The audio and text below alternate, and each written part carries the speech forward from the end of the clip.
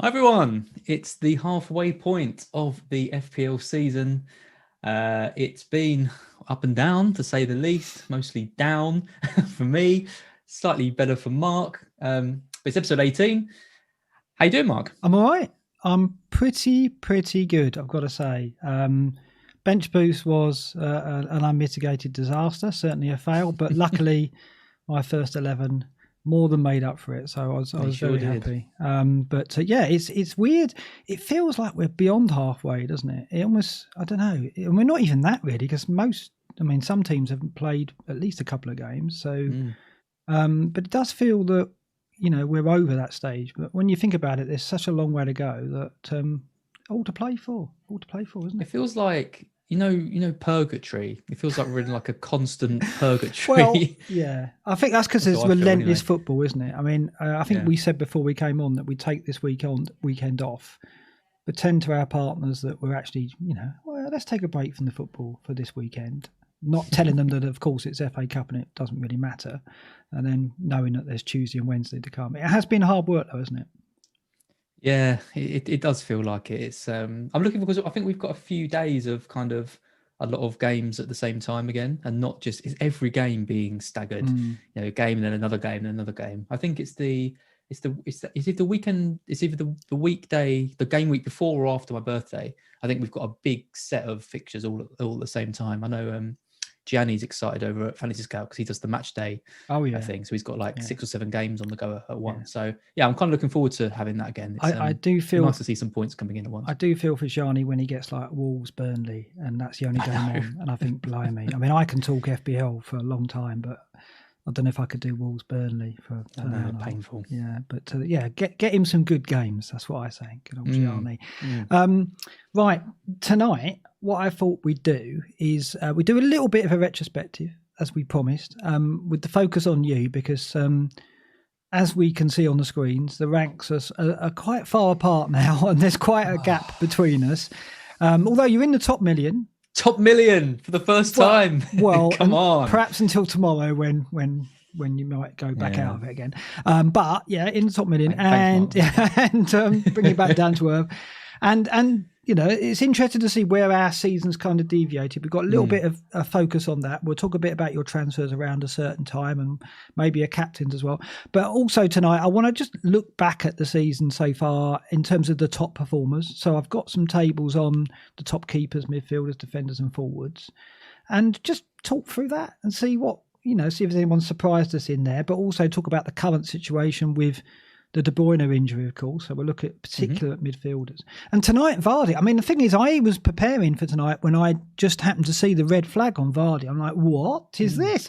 I had to kind of redo a lot of the screens because we had Vardy in the captain matrix and so on. So he's out for a few weeks as well, isn't he? So it's difficult. Yeah.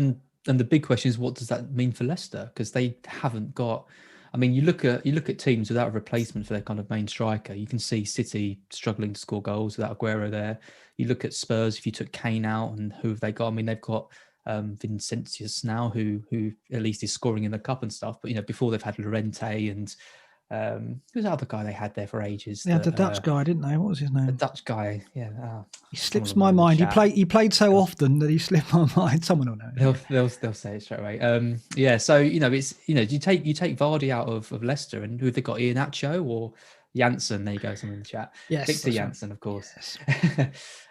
Yes. So what does that mean? And Vardy has kind of changed his game a little bit, and what he does now is I think he brings other players into the game a lot more, which is why you're seeing Maddison getting further forward, Barnes getting further forward, even players like Tielemans and everyone. So with him out, I don't really know. It makes Leicester a bit less attractive. My immediate thought is Maddie's on penalties. Is he?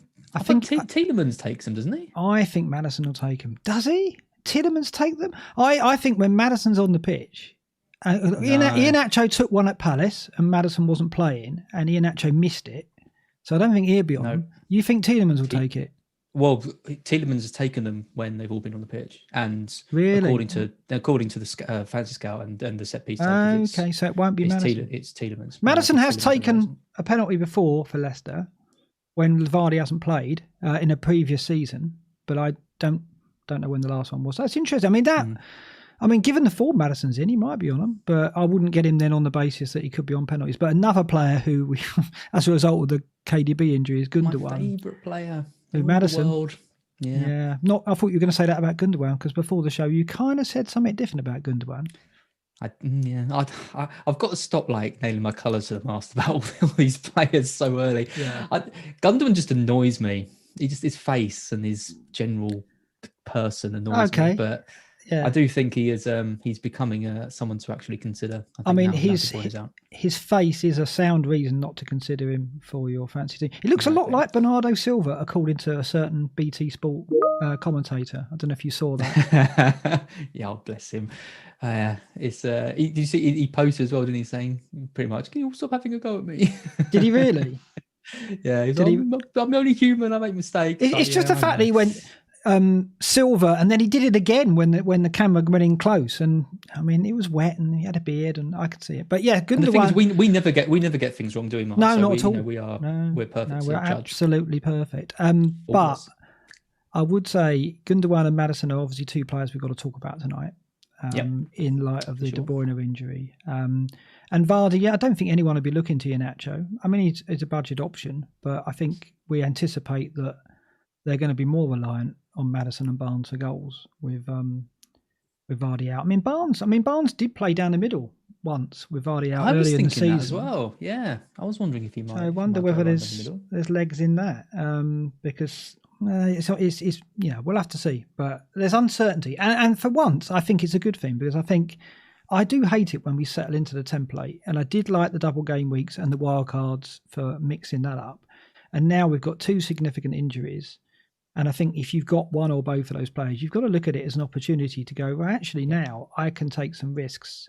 I can go for some players that perhaps others don't have. Whereas normally at the moment, when you do that, you get punished. Whereas when you've got players like De Bruyne and Vardy out, obviously Vardy to Kane is an obvious move. Perhaps De Bruyne to Son is as well. But maybe we can take some risks. So we'll look at that as we go throughout the show as well. I said it to you a few weeks ago. Obviously, don't wish injuries on anyone, but I kind of feel like it's one of the reasons why it feels a lot harder this season, because I think in previous seasons we've had quite big injuries to players, and it's forced people to kind of use their kind of tactical nous a bit to bring in players who've got a good run or whatever. But because there hasn't really been any, I mean, Jimenez was probably the most significant injury, but other than that, I don't really think there's been too many big injuries. It's forced people's hands, and that's when you see, when a big injury that happens, that's when you might see the more casual, to use that horrible word, player go for someone just looking at the point scorers, go, oh, look, there's Lee Catamol, 5 million, I'll bring him in, he'll do well. And then, other people will be like, oh, well, I'm actually going to look at the stats and I'm going to bring in James Maddison because he's all that. And that's hopefully when you start kind of going, rising up the ranks. But it's weird in a season where we've had so many games and all this stuff and things, there hasn't really been that player who's been out for a long time who's been so highly owned, which I think is different to previous seasons. Yeah, and the thing is as well, with De Bruyne out and Liverpool, we can't use the C word, we can't use the crisis word, can we? But by their standards, yeah, I know. By your filthy mouth, Mark. Yeah, I know, it's potty mouth from that stream we did. By their standards, it is. Well, I mean, it's not far off a crisis. I mean, Liverpool fans probably would say it is. With 4 games without a goal. I mean, that is crazy. We talked about them a lot, so we're not going to dwell on them too much. But with Salah suddenly, do you back him for the captaincy? You haven't got De Bruyne anymore. Vardy's not an option. That's 3 of the heavy hitters out, almost out the equation for the captaincy. And when we look at the captain matrix later on, it's pretty threadbare. So again, perhaps there's options to take a risk on a captaincy as well. So I think so. This could be a really interesting period of the season. I agree. Just as we get jaded and pretend we don't want football, we have to start showing even more interest. Let's look at your game week then. We've got to do it. Sorry, Az. It wasn't that bad. I mean, 84 points. Far from disastrous, but it could have been a lot better, I guess. And I think the clean sheet wipeout last night against Burnley really did hurt you, didn't it? Yeah. Unexpected as well. It did. I mean, I went into that game with 3 Liverpool players, Robertson, Trent, Salah. Salah was benched. Okay, I took that on the chin. He's my captain. But, I still thought Robertson and Trent, they get the clean sheet. There's probably something in it for them, an assist or whatever. And to come away from that game 6 points from those 3 players at home to Burnley is, it's just awful. And it's just another like average game week. And this is the problem I'm having. None of my game weeks seem to be particularly bad, but everyone just seems to be hitting 110, 120 points this week. And I've just managed to, getting in Antonio was my best move, probably my best move this season. That just felt really obvious to me. Given Calvert-Lewin didn't have a game and Antonio did, and he was back from injury, and they just sold there was so many reasons to kind of go for him. In fact, what the main thing, and I'm annoyed with myself because I only had the one City player. Getting in Stones or Diaz, even for a hit, I could have done and played him over Bamford. And we're going to talk about Leeds later because. Come on, I nailed that, didn't I? 1-0 Brighton. The prediction, yeah. Oh well, okay. You can talk about it. I'll have a loo break at that point. Yeah, that's fine. Yeah. Well, I'll, you can drink every time I mention it for anyone listening, because I was pretty pleased with that. But yeah, if considering that I thought Brighton would win that, I could have been a bit braver. But the thing I was really considering, the thing I was really really close to doing, was actually Rafinha to Foden. And I didn't do it. And in the end, it was the right move, which is kind of amazing when you think Bamford blanked and Foden only got 4 points. So, it was actually the right thing not to do it. But I'm looking at my team now and I'm thinking, why didn't I just do Eiling to Stones or Diaz? Because I could have afforded either. Gone for the double up, and that would have been, 15, 16 points gained. So, yeah, I'm a bit annoyed with myself about that. But the good thing, though, the positive thing is that I was right in not using any chips. I didn't use the bench boost and I didn't use a triple captain, and pretty much everyone that used it, I think, will be disappointed. Unless you had Arsenal players, who I know some people did. But yeah, disappointing, I think, or James Justin or someone like that. But the majority of people who I've seen were disappointed with their chips. Yeah, I've seen a few good bench boosts about, mainly with, they've got West Ham players on the bench, and they're playing Kane or they're playing Bamford, because heart of hearts, they would have been first choice starters and over West Ham assets. So you can do some jiggery pokery to make your bench look stronger by saying, "Oh no, I definitely would have played Bamford over Soufal," and stuff like that. You can do that and go, "Oh yeah, well I got 28 for my bench boost because Soufal's on my bench," but I didn't have that option. I had all my Leeds players on the bench. So I mean, let's have a look at my bench boost. Rodrigo, Bamford, Rafinha and Johnston. Obviously, it started brilliantly with Johnston struck down by COVID, unbeknownst to me. Didn't turn up for the first game, but they conceded 2 goals at Wolves anyway, didn't they? So perhaps he wouldn't have got the clean sheet. I don't think Button could have done much with the goals as it was. So Johnston probably wouldn't have done any better. But the Leeds fixture, you called it. You went 1-0, Brighton will win it, and I just didn't see that at all. Until I saw the first few minutes of the game, and the fact that no one could pass the ball for more than 3 or 4 passes without losing control of it or run with it. It was one of the worst pitches in Premier League history for some time. But Brighton managed to, circumvent that and play some football for a few periods and got the goal. But the thing is, Brighton and Leeds both play similar kind of styles. I think, you could argue that Leeds play a higher intensity, but Brighton still play like a nice, slick passing style.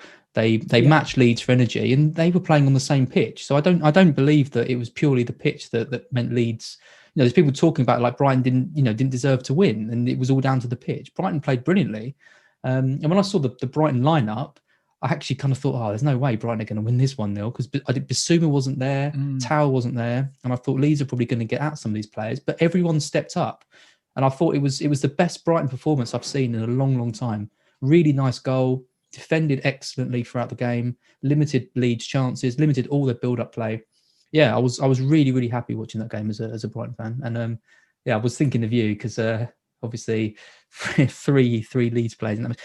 The thing is, though, I'm surprised. The bench boost is interesting because I look at your team and I think you've essentially bench boosted in a single game week, really, because you've bench boosted 3 single game week players. The thing that tipped me over was Johnston having 2 games. I looked at it and thought, okay, when am I going to have a keeper with 2 matches, a decent keeper as well with 2 matches again? And in the same week that I have 3 attacking players, it's not like one of those is defenders as well, right? They're 3 Leeds attackers in a match where I'd expect Leeds to get a couple of goals, right? So that's why I did it. Because I look ahead and think, well, I'll probably sell Johnston if I need money. But then, I didn't know that De Bruyne would get injured, and I don't need money probably now. But I did at the time. I was thinking, well, I'm not going to probably hold on to Johnston. I'll probably play Pope every game week, or I'll get rid of both of them and get a cheaper keeper. I'm going to hold them both for a while because they rotate all right. But with the wild card in 25, which is probably when I play it into 25, I'll cheapen up the goalkeepers I expect, depending on the fixtures. I just didn't see me having a bench between now and 25 that would warrant the bench boost. And of course, in going into 25, our wild card for the double game week in 26. But with that wild card that I play, I'll need to prepare my bench for game week 29 when there are blanks. And I think there's talk already. Ben Crellin said that it's likely that Burnley, Villa, Everton, these are the teams that could have a double and play in 29. So if it is, Villa and Spurs, that's not too bad. I can have some bench players that are pretty decent, hopefully. Certainly Villa, because they're in the mid-price bracket, of course.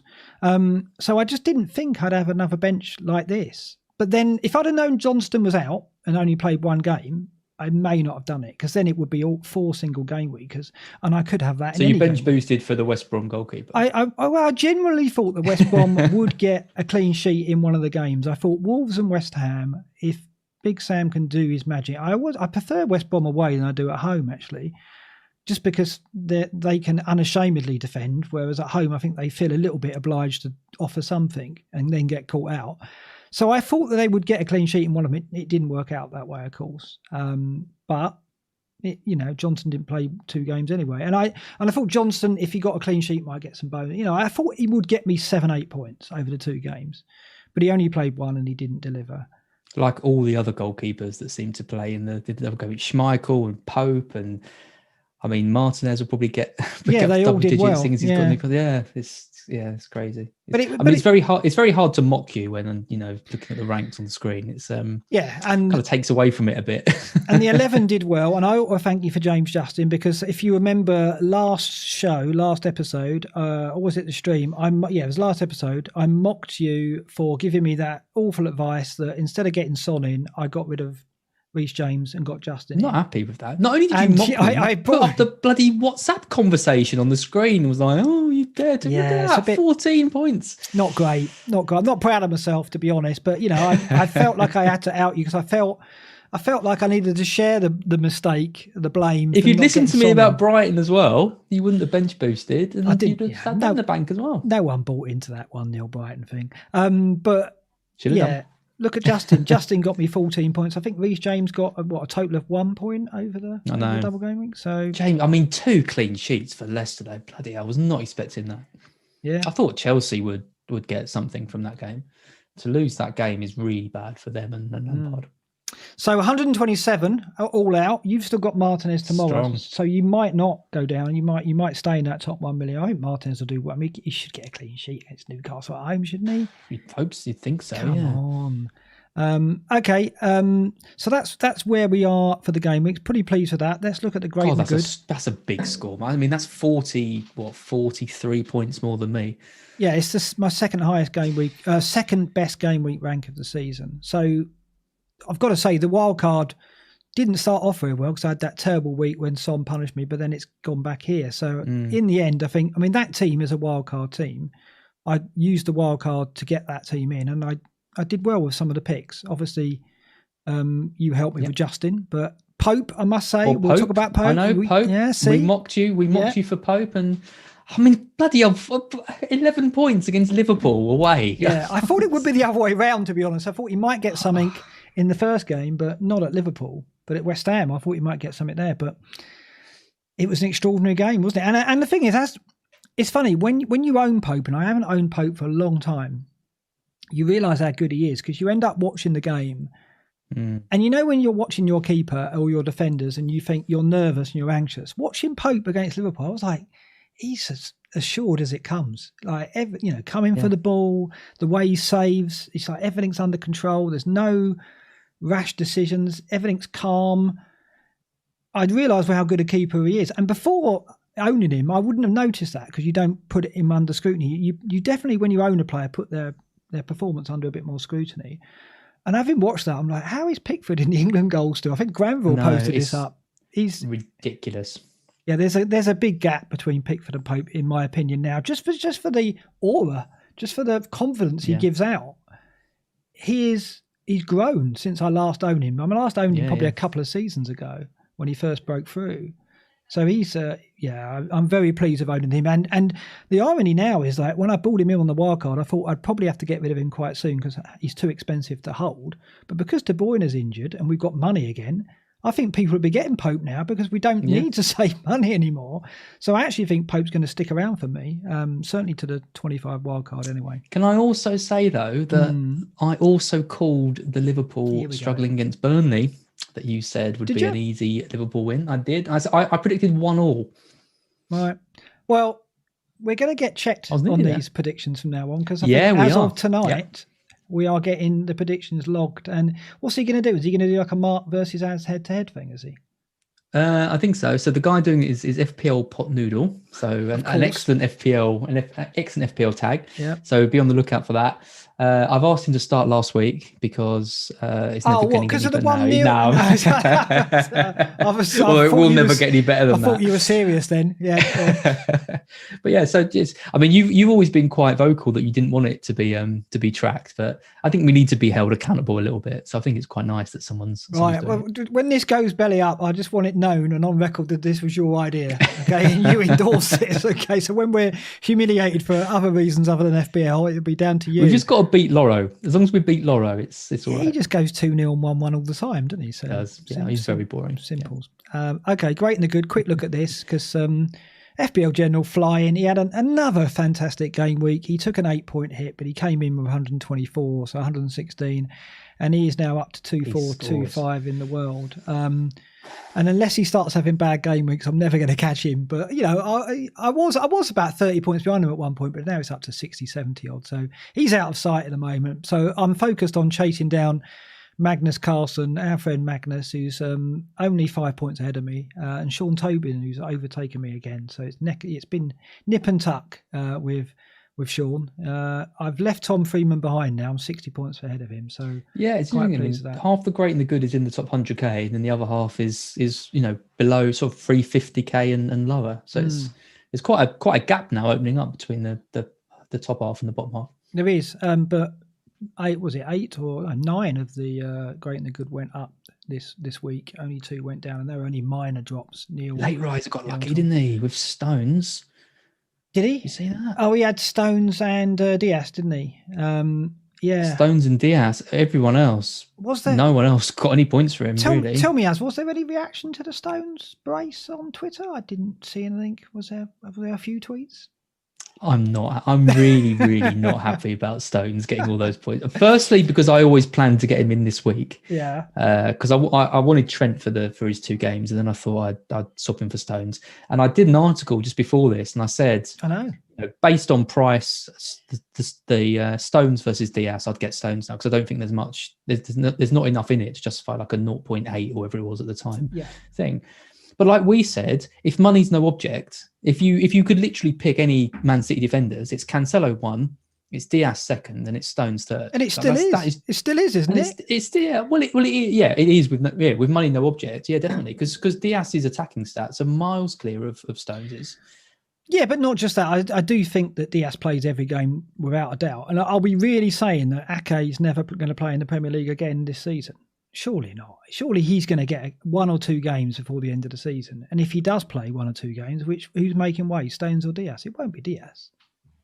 I mean, Diaz might get a rest at some point. He might miss 1 game, maybe 2 around Champions League games. But I would say when the Champions League kicks off again, Stones, if he is first choice, will get rested more often in the Premier League. Right? So at that point, when the Champions League comes in, I don't think Stones will be stronger than Diaz. I don't think that's the case. I don't think he can risk not playing Diaz. Whereas I think he'll feel... Do you think there's 0.8? Means nothing now, though, does it, with De Bruyne out? So for now, the money doesn't matter. But I would still have Cancelo and Diaz as first choice, I think. I mean, the argument is, and we mentioned this on the last show, should we go all three of them? And I did toy with that on the wild card. But we'll talk a bit more about that when we talk about Gündogan. Andre Reed in the chat says, as is always would have, should have. Well, yeah.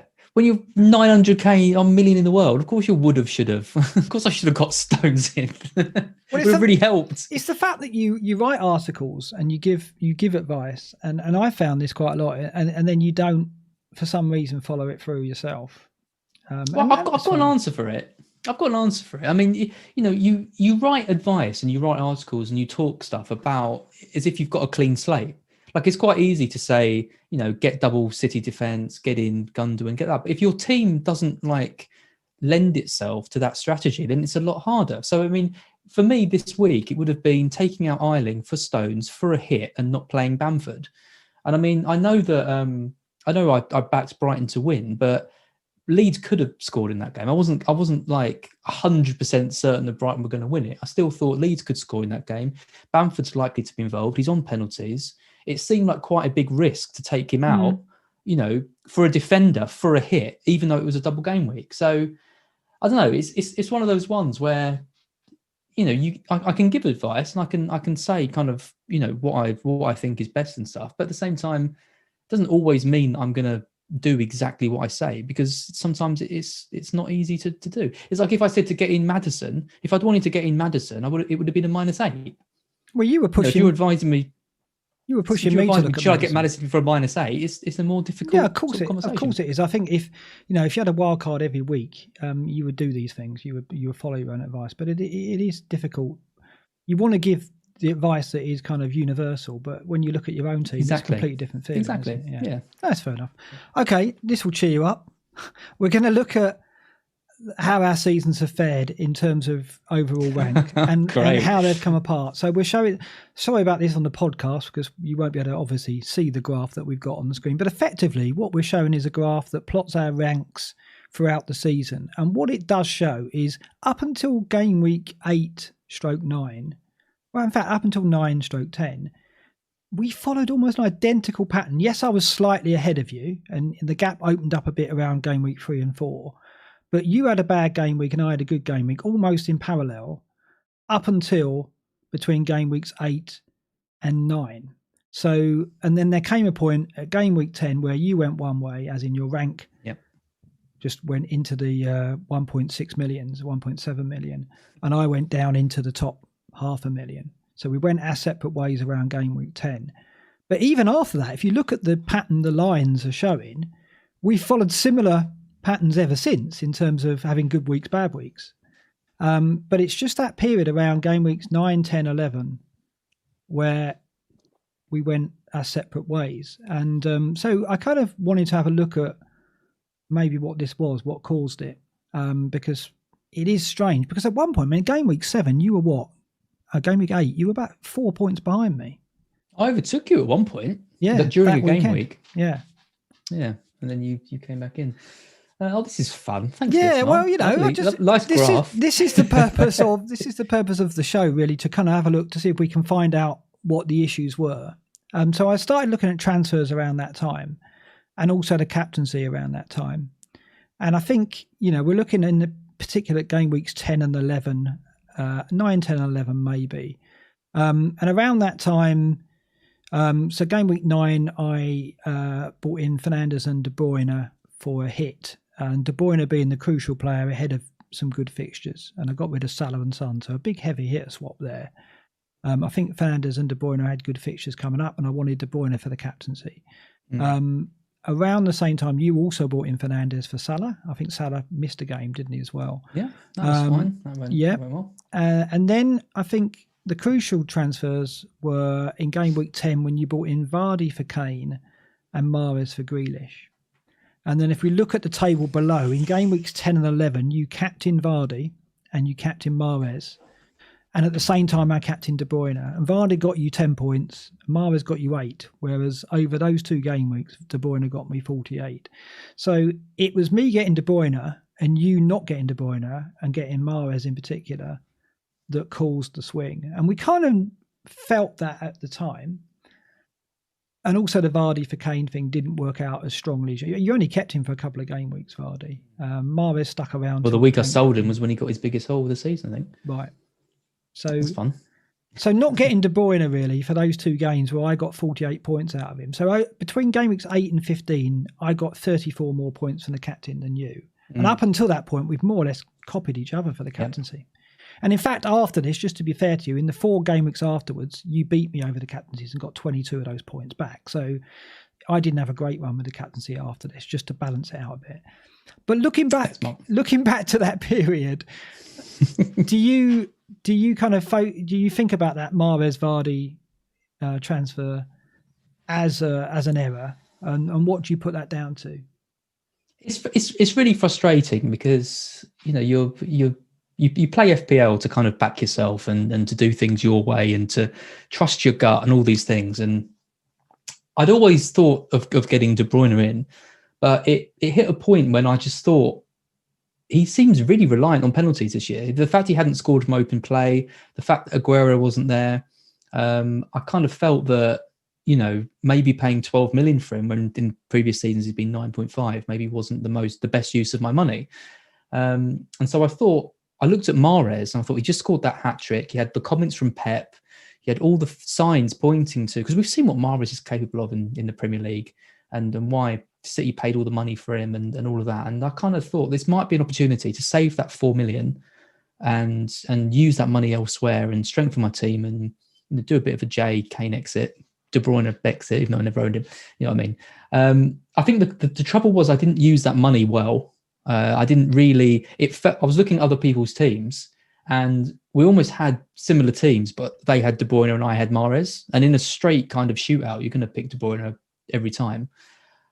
So it was frustrating. I mean, it's quite easy for people to say that it's Mahrez, he's a troll, and all of that. But all of the signs I thought were there for Mahrez to really kick on. They had good games. He was playing really attacking. He had complete confidence in Pep. And for him to go up completely off the cliff like he did, but once I brought him in, I just didn't expect that to happen. And it's amazing looking at the players, some of the other transfers I've made, Ziyech, Mopé, and they all, when I brought them in, I brought them in because they were showing promise, and they all just completely blanked every week until I sold them. So I do feel a little bit hard done by. It's not going to change the way I play the game. I still thought I'd identified something and something that I could kind of try and get in and stuff. But yeah, it just hurt. And Vardy didn't deliver in those 2 really crucial, easy games, and De Bruyne scored heavily. So just everything went wrong. Yeah, I think it's the old classic where you were unfortunate that De Bruyne delivered, right? Because it might not have turned out like that. Mahrez and Ziyech, when you bought them, did look like they could be fantastic picks. Ziyech perhaps was a bit more of a risk because his first season in the Premier League, but he looked, I think it was Burnley, wasn't it? He came back and he got points at Burnley and he had decent fixtures. And I was looking at him, I was thinking, do I need to go Ziyech as well just to do something different? And I resisted it. And the Mahrez one was, he looked like he was going to play every game, didn't it? And he, in the previous season, Pep had said that he hadn't given him a fair crack at the whip kind of thing, and he'd almost said, "I'll try harder to work Mahrez into my starting 11." So it did look like he was going to be value for money. But I guess the lesson here is that this season Pep's been very difficult to pin down. Look at Foden; it's happening again with Foden. He was absolutely brilliant, I thought, against Villa the other night. De Bruyne is injured. It should be everyone going, this is Foden's time, let's do it. I still don't trust him to start him every game. I still don't really want to back that horse. And I think Gündogan is a stronger option because he's going to play, he's on the penalties and stuff. If I'm looking at which one to get out of the 2 of them, I think it's got to be Gündogan, unfortunately. Even though I don't particularly like him. But I think this is why this period now, when we talked about at the top of the show with De Bruyne's injury, because what it allows us to do as FPL managers is to take a risk on a player. I'm not saying that's Mahrez or Ziyech, but a player like that, like a Maddison, perhaps, knowing that De Bruyne can't hurt us. So unlike your decision where you went Mahrez over De Bruyne and De Bruyne was very much alive and active, and he did hurt you, that isn't the scenario now because De Bruyne's out, right? So with suddenly De Bruyne owners, and you're not one of them. I mean, the foresight of not having De Bruyne now pays off at you because you've already got Son in there, as we'll see later, and you haven't got to worry about skill that. Yeah, of course. But I mean, that's why this is such a good opportunity. Like, although De Bruyne being injured is a blow, this is a chance to back yourself and go, well, I can take a risk on somebody here, and if it doesn't come off, the penalty for getting it wrong might not be that severe because. I don't think if you go Gündogan over Foden, I don't think Foden's going to absolutely destroy you. Say you go Barnes over Maddison, I don't think Maddison's going to absolutely destroy you. Whereas when you went Mahrez over De Bruyne, he did absolutely. He did destroy you because we're talking about a De Bruyne player, a level of player who can really hurt if you get it wrong. I've had it with Son. I did it with Son not so long ago, as we said. That when you're turning your back on that tier, that top tier of player, that's when it can really hurt. But the scenario we're in now with the De Bruyne injury, it's a free rein to go, right, who do I go to back myself here? Who do I want to get in? And maybe go against the grain a little bit, knowing that the risk isn't that great if you just take a misstep. As long as you correct it, you don't get somebody and sit on them for weeks. Yeah, I mean, I gave you stick this week because you took Mane out for De Bruyne. And I said to you, that's such a safe move. And you even said that in the chat to Luke and I. You said, I'm doing this purely because I'm scared about what he could do. Yeah. And that isn't how I like to play. I don't think I've ever, I've ever really made a transfer just because I'm scared like that. But that doesn't mean I'm right. It is. I always talk about not looking at ownership and wanting to get ahead and stuff. But this is the thing. To win FPL. You need to go against the grain a bit. You need to do things different. Maybe backing to going against De Bruyne and stuff and making the use of the money like I didn't do is a way to really get ahead. And I still think at that time there was ways to get ahead if I got it right. So I don't think I don't think it was necessarily not getting De Bruyne that cost me. It was not doing enough with what I had and making the right decisions around it. So it's a kind of double whammy, really. But what I will say is everything you said there is true, but it's looking for those opportunities in the season where you can exert that aggression and you can take a risk. And perhaps you did it at the wrong time there because obviously, De Bruyne was fit and playing decent football and City had great fixtures. And I mean, I got De Bruyne in for the hit with Mane out because of the 20, 21 and 22 fixtures when they play West Brom, Burnley and Sheffield United. So it's a double blow, really, because I got him in to cover the ownership, but also knowing that I'd won him for 20. Yeah. And now he's out of it. So that was... And it was the right call. Well, it was the right call. He but he outscored Mane and he's got better games. If he wasn't injured, he's got better games to come. I don't know. It was... I look at that and I think about how kind of negative I was to you in the chat. And then I look at it and actually... I think you got a bit unlucky in terms of not getting more points. I think triple captainers of De Bruyne got unlucky with we're only getting 8 points or whatever it was, and then you would have had him in place going forward, and I wouldn't have had him, and I would have been freaking out probably the next 3 weeks not owning him more. So yeah, it's an interesting one. I mean, people have different styles, people play the game differently. I'm not. I'm always going to try. If I think De Bruyne isn't going to score points, and I think Mahrez could match him for 4 million less, I'm not going to change in the way that I do that. I don't think it's just not how I really want to play, and I want to get in differential picks because that's where I have the most fun in FPL. And it's been tricky the last 3 seasons because it hasn't worked out. But when I finished 800th, that's when all those calls, literally all the calls I was making were coming true. So I got it in me to get them right. I just need to. Start doing it a bit more regularly. You don't want to stop doing that. You don't want to become totally safe because I mean, we talked about FPL General earlier. He's flying this season, but I remember he once said, "I can never win FPL because I don't take enough risks." And and he's an absolute top quality manager, but even he admits that sometimes you've just got to be a bit more risky with your decision making, and he feels he perhaps hasn't got that in him. I don't believe that. I think he can win it, but. It's interesting he would say that. And it is absolutely true that if you're going to win it, if you want to try and get top 50, you've got to take some risks at some point. It's just timing those decisions, though. It's getting it right. And it's tricky. Yeah, I mean, just one other thing. I mean, it's interesting as well because some of the biggest calls you make in your season. I mean, I know you can change your formation and all that kind of stuff, but as FPL managers, we're only really in control of two main things, which is your transfers and your captain. Yeah, they're the key things that we have week in, week out. And transfers, I always feel that I'm quite a ballsy like manager. Like I'm happy to take a risk on someone and all that. But captains, I very, very rarely deviate from the kind of the main picks. So your Salah, your Fernandes, that kind of stuff. And when I have tried to deviate, it's cost me quite big. But it's cost me probably the same amount as it has deviating in terms of the Mahrez's and these kind of lesser field players. But it's like I've learned not to do that with the captains, but I haven't learned to do that with the transfer. So why is that? Why is it kind of okay? Because the captain is almost an even shorter term pick because you've only got it for that 1 week, and if it doesn't work, then you can change it the next week. Whereas a transfer, you bring him in, you're probably stuck with them for a little while. So it's just that the things that maybe we should be playing around with a bit more are the captaincy, but we don't. I think people are more likely to take a punt on a player rather than a captain pick.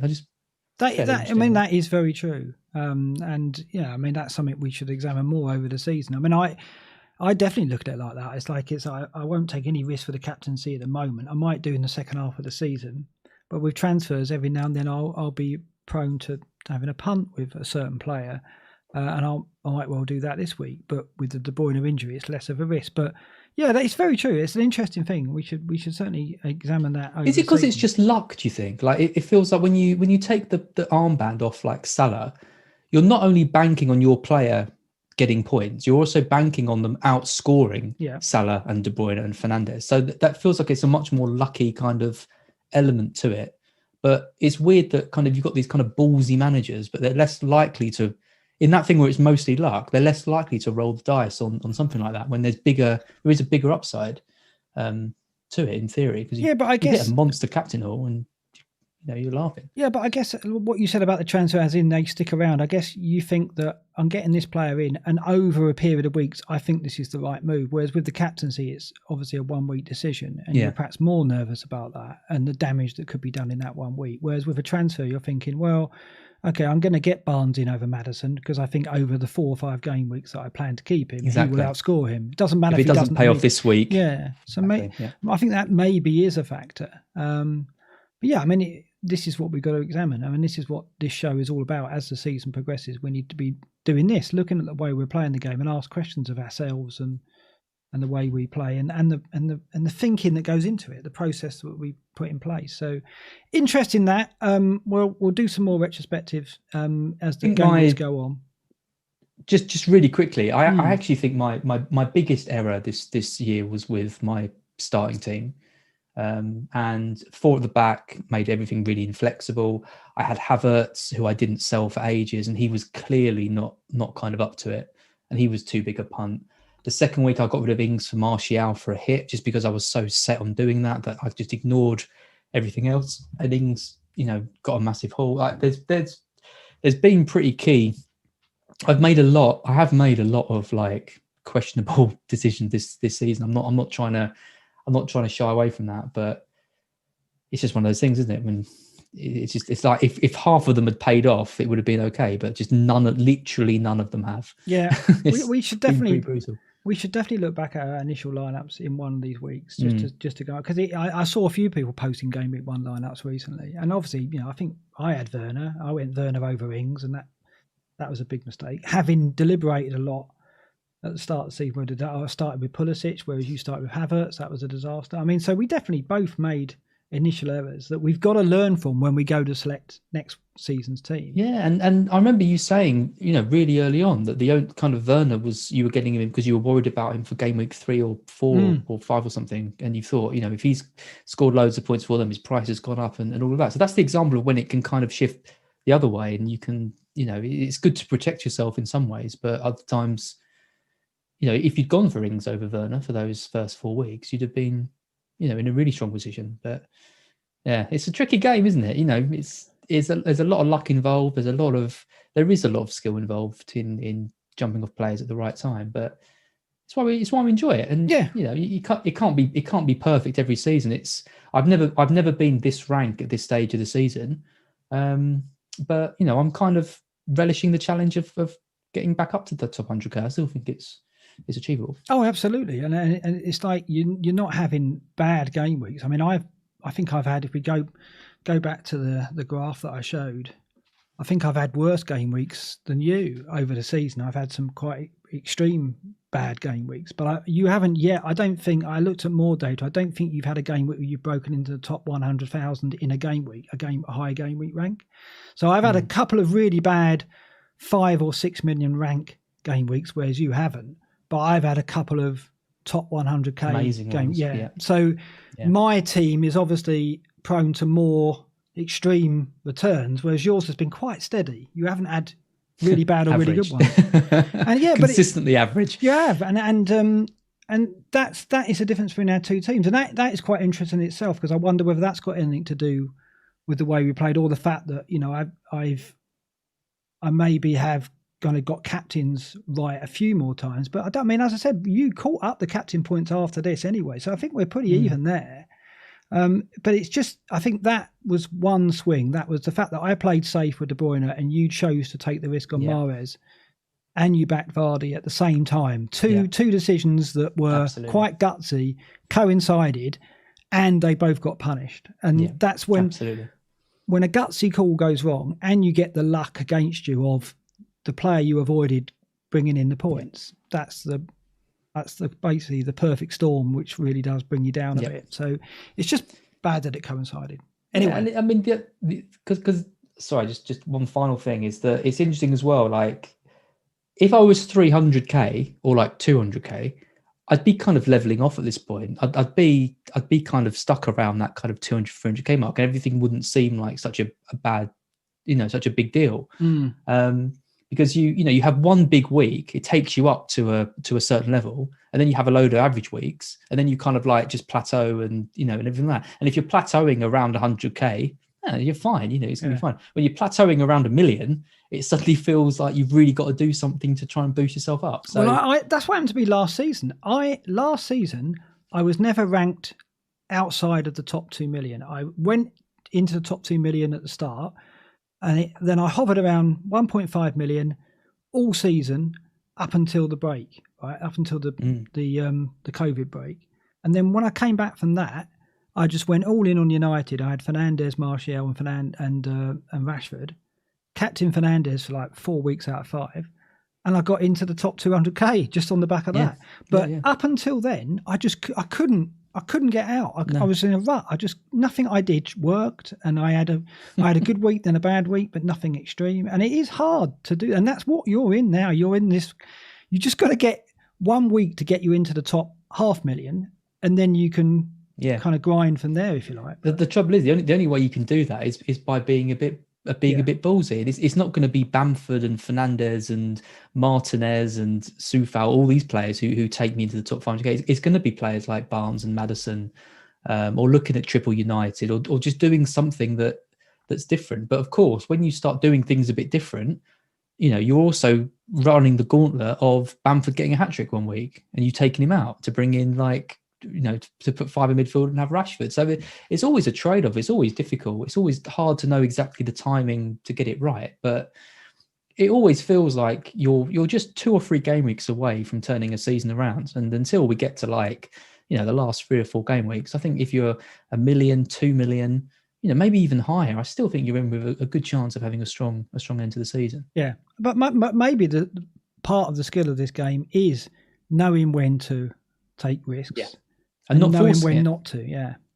Absolutely. And maybe that is what we've got to hone and work on to get better. But more on that in shows to come. But hopefully, nice to do a bit more retrospective. It is, and I'll pick on myself next week. Maybe you can run it and you can pick on me. You're fine problems. You're doing all right. I'm doing all right, but I've had some. We're supposed to be doing this. Weeks. We're supposed to be doing BlackBox, so we're both rubbish. We've got loads to talk about, loads to learn from. And then we have really good seasons next year. That was always the plan, Mark. Well, it's very early. We're not even halfway. Well, we are halfway just, right? So it can go badly wrong from here. We'll see. Let's look at some data. Quickly, team data defence over the season. Team data last 4 game weeks. One thing to pick out here, I think, is West Ham. If you look at them over their last 4 matches, and we've seen it in their performances, They're ranked second only to Man City over the last 4 matches, and Man City are the top defence overall now over the season.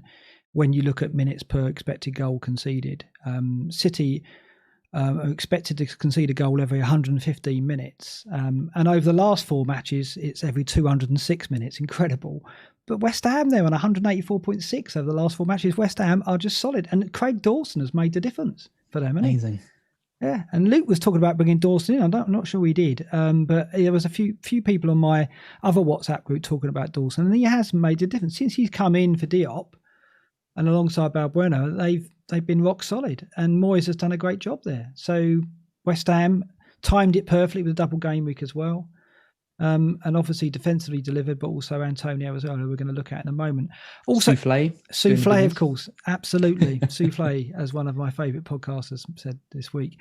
Other stats I want to pick out there is Chelsea's decline. If you look at the last 4 matches, they're right down there now in the bottom half of the table. Expected goal conceded 65.9. Sorry, get my teeth in. 65.9 minutes per expected goal conceded. So teams better than that include Burnley, Brighton, Everton, Crystal Palace, Sheffield United. Sheffield United over the last 4 matches have been a stronger defensive unit than Chelsea. It's worrying, isn't it? Because I was looking at this run and they've got a couple of good fixtures coming up, and I was thinking Trent to Reece James, job done. And then I watched that Leicester game and I'm like, I don't know if I do want to do that. And looking at this data, although they have got good fixtures, I think they've got Wolves. Let's have a quickly look at the ticker. I think they've got, let's have a look. They go, where are Chelsea? Wolves followed by Burnley at home, then Spurs away, Sheffield United away, then Newcastle at home. So good run. For the next 5, very, very strong. But when you look at that defensive data, I don't know if I fancy going back in for Reece James, even though he's got a little bit of attacking intent. And then they brought Rudiger in for Zuma. What's going on there? That's down to personality, apparently. What's that about? Absolutely brilliant article by FPL Planet on Chelsea. If anyone hasn't read it, I strongly suggest you read it. Just a Chelsea fan who's got a lot of knowledge about the game, really dissecting what's going wrong. And Lampard is a very, very intelligent man. It's kind of bewildering to me that it seems so obvious as to what's going wrong, and yet he can't address it. It's a lack of energy, it's a lack of effort, it's a lack of real penetration in the box and getting players forward and getting into positions, too much sideways passing. And I don't know what he really does about it.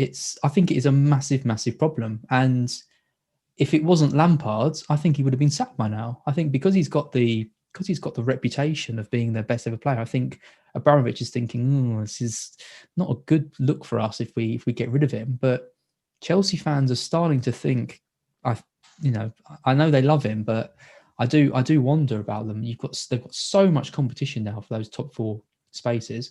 I cannot see them getting it with the way they're playing. And it's all over the pitch. It's in attack, it's in midfield, and it's in defence. And Chilwell and James recently just haven't been doing enough. No. Yeah. I don't know what's different with them, but it's not good enough. And Pulisic hasn't come back and got into the groove like we expected either. He hasn't looked the player he was last season or ended the season as. Werner, well, we spoke about him a lot, just not taking his opportunities when he gets them at the moment. He's on the bench. Havertz never really, I'm still not convinced. I mean, I know it's early days of him and we keep saying this, but I don't know if there's a player in there yet, a Premier League player in there, I compared there's a player, him the other day but is it a Premier League player? I don't know. Yeah, I compared him. If I didn't know anything about football and I was watching Chelsea, I wouldn't know the difference between Havertz and a Sunday League footballer. Oh, that's harsh. I have not seen... You have sure? You seen anything from Havertz to indicate that he's in that bracket? He loses the ball. His passing range is terrible. He's not getting into good positions. He runs around. I could do that. He hasn't shown, other than a nice first touch. He lifts his head up. He's aware of players around him.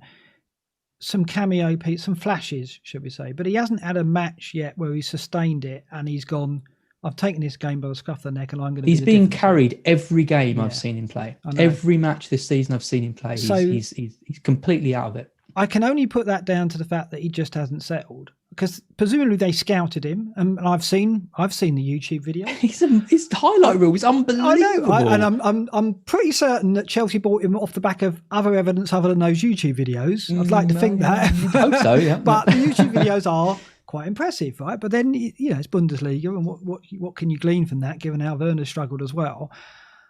But yeah, I think Lampard rolled the dice. Well, he didn't make the decisions. I presume those transfers are made elsewhere. He obviously didn't veto them, I guess, but I don't think he could do that. But those players are brought in, and Lampard hasn't got them working for him.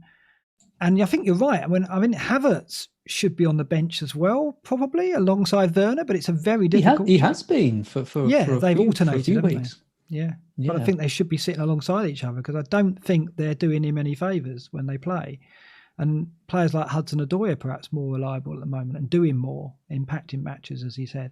But I just think Chelsea are kind of a no-go at the moment. And what's going to be disappointing for Chelsea fans, and I don't know whether the Planet FBL article said this, is this season is a season of opportunities, in that someone like Leicester could win it again, or Spurs could win it, because City have had a bad patch, but they're coming out of it now. Liverpool are in a massive dip at the moment. So Chelsea fans are thinking, actually, if we could just put a run together, we could challenge here.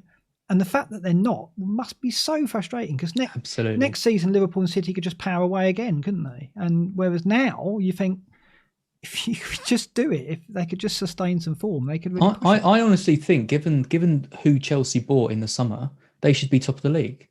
And I think they've spent more money than anyone.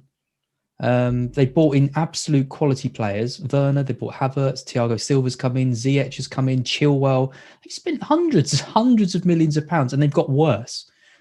And I think you're completely right. I think it is a season that this should be the chance for them to stamp their intentions. They should be challenging for the league. I don't think they should be competing for top four. I think they should be challenging for the league. And the fact they're not, I know they're a team in transition and all of this, but I don't know. I don't think it's a good enough excuse. But I look at them and I think, when you actually look at who they've bought, I can't understand the Pulisic and Werner dynamic.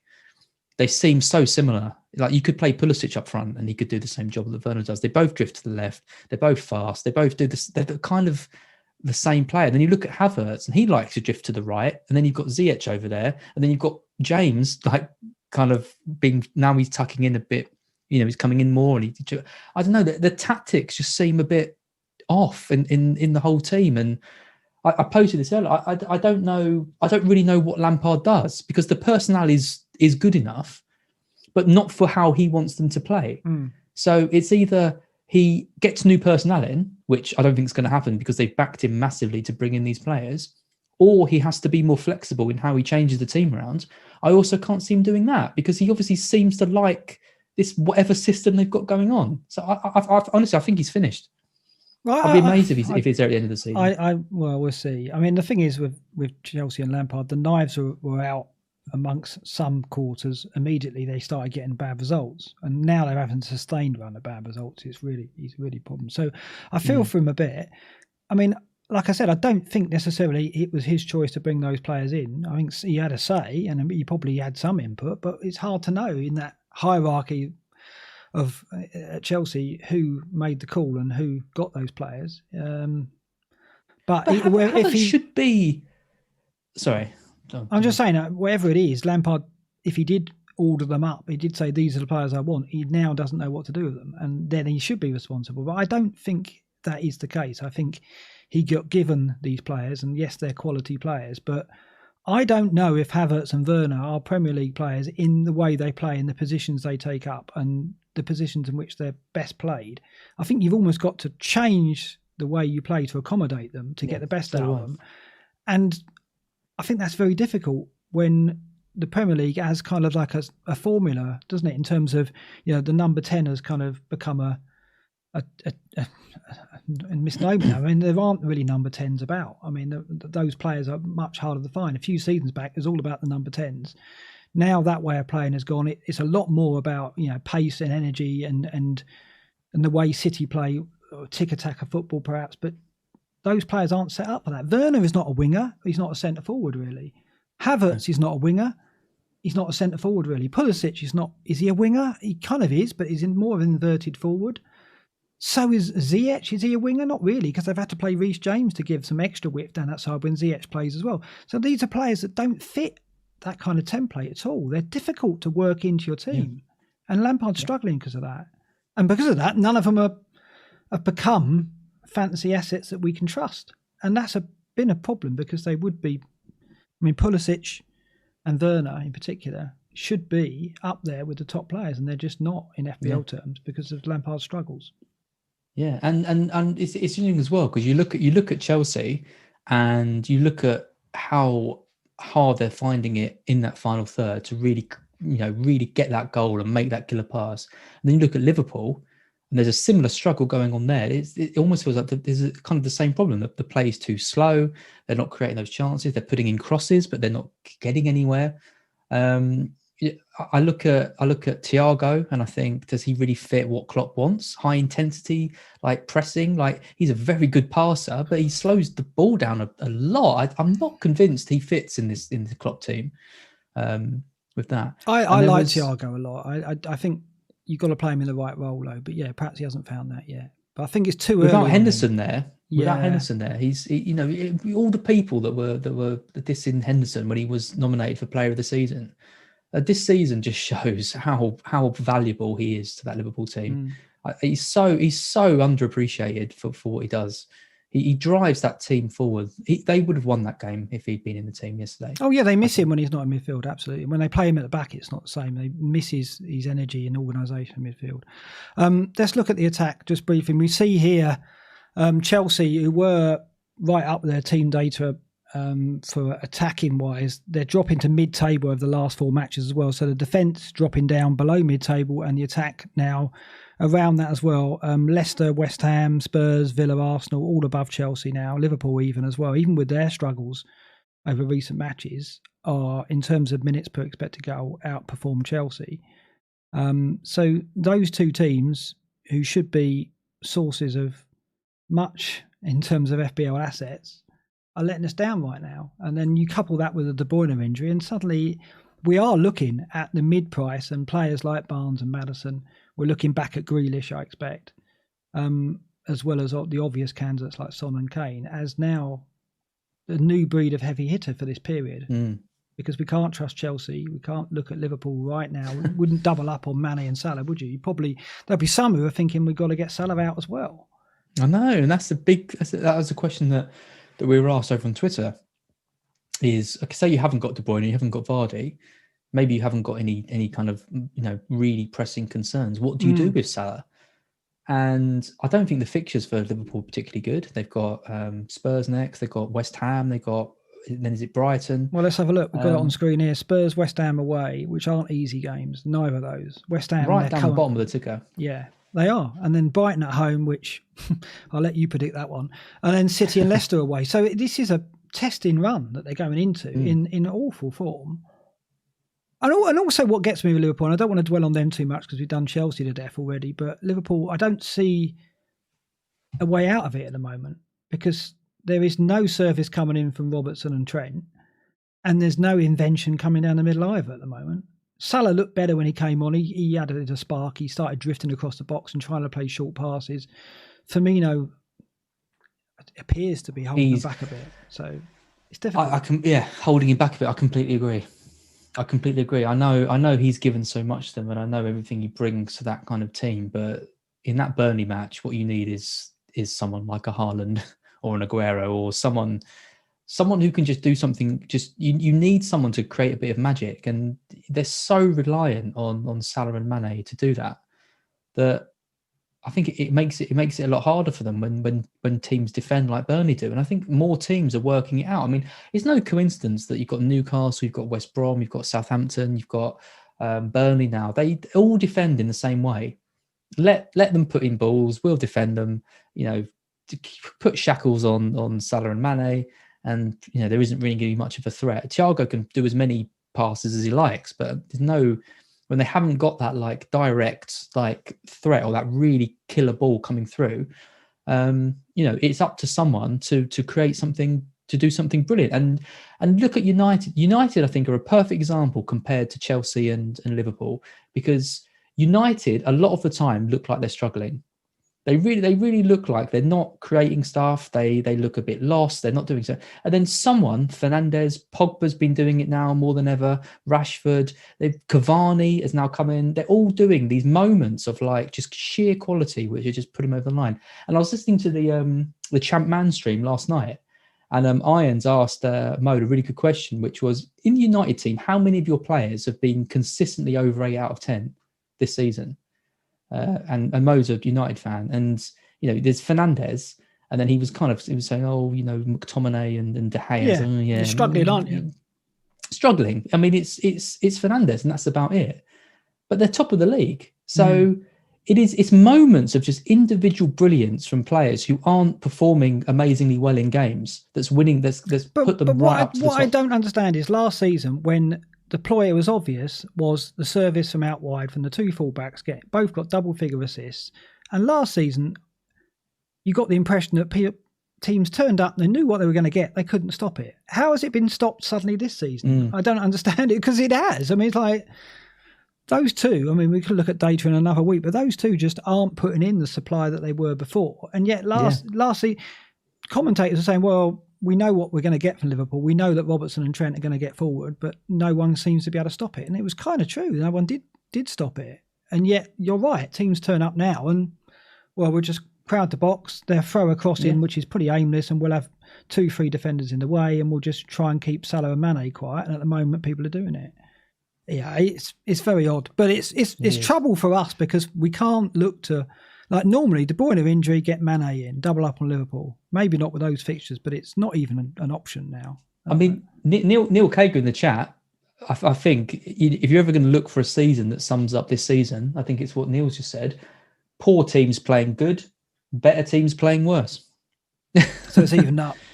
Yeah, and I think it has. I think it's a more even playing field because of the being no crowd. Yeah, no supporters there. Liverpool miss it more than anyone probably. Yeah, and that's the thing. Okay, let's look at the player. What we want to do is look at the top performers of the season so far on the halfway point, and I'm bringing up keepers to begin with. And we talked about Pope a little bit. And what's amazing is he somehow ended up on top now. Amazing. 19 game weeks gone. He's top on 92 points ahead of Martinez. These two, by far and away the top keepers. I mean, you think there's a bigger gap between them and the rest. There isn't that big a gap. I mean, from Martinez to Schmeichel, it's 6 points, 86 to 80. Then Fabianski on 79, Leno 79, Lloris 79.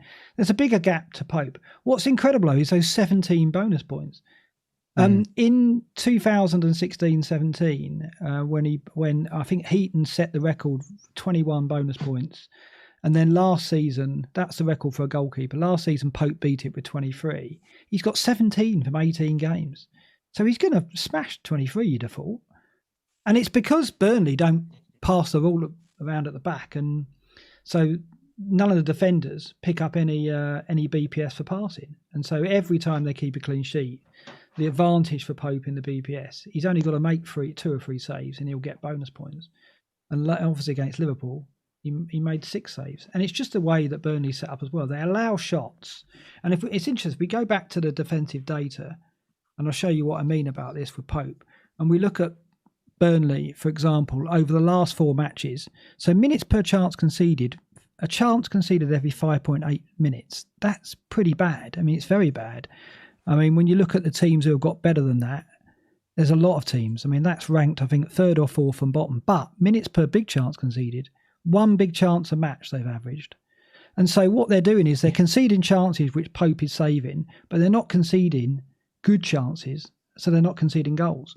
And in that scenario, Pope is just excelling. He's getting save points, he'll pick up bonus, and he's got 5 double-figure returns over the season. And it's coincided with Ben Mee's return as well, hasn't it? They've done really well since he's there. So we did balk at the price, 5.5 at the start of the season. But now suddenly it's like, well, maybe it is worth paying for this period when we haven't got to worry about cash because De Bruyne's out. And what's your thinking on Yeah. Yeah, I mean, it's one of those ones where you look at like draft teams and who you're picking and you haven't got to worry about price. And Pope is number 1, I think, on almost everyone's like list, because he's gonna be up there at least because of he suits FPL in terms of the saves he makes, the bonus he gets, the passes, the fact that Burnley can score so few goals and grind out those 1-0 wins. But when it comes to actual FPL, it's difficult. And, you look at Martinez at 4.5 when he started and Pope at 5.4, and there's 6 points in it between them, and one cost $1 million more than the other. So I'm still more than happy with Martinez. I've got him at 4.7, I think. So, it's not like I'm looking to switch. But yeah, if you've got money, you don't know what to do with it. Pope is the best goalkeeper to own in FPL. I think, like, objectively speaking, he will be in the top 3, guaranteed, probably number 1 by the end of the season. I'd be amazed if he wasn't. But I don't think there's enough in it between those top 3 if one of them is cheaper to go for it. So that's what puts me off him. Yeah, I mean, Martinez definitely has been a fantastic option, and probably will be at the moment. If you're making a team of the season, you'd still put Martinez in there because he started off at a lower value at 4.5, and he's just flat. And if you look at BPS, he's actually earning BPS at a faster rate than Pope. But the trouble is, he's in a team where the defenders do complete passes, and he's in a team where they do score more goals. So he's going to miss out on bonus more times than Pope does. Do you know what's incredible, though? I'll tell you what is incredible. Pope, 92 points. De Bruyne, 95. Yeah, I know. double the price, playing for the best team in the league, best player in the league, 3 points different. Yeah, we've never predicted that. If you'd have said by the halfway point, the top keeper would have more points than De Bruyne, we would three less. Three less. But you would never have bought that, would you? You never would have believed that, and it is quite extraordinary because, like I said, we were going, there's no way I'm paying 5.5 on a goalkeeper, but you happily coin out for De Bruyne, thinking, well, he's going to get me hundreds of points, but it hasn't turned out. Surely Pope's not going to get 200 points this season, is he? Could do. I don't think he will. You'd think he'd regress from this current run that he's Burnley haven't even been good. No. This isn't like a resilient Burnley. I mean, the Liverpool game was good, but this hasn't been like a particularly resilient Burnley season. It's incredible. He's.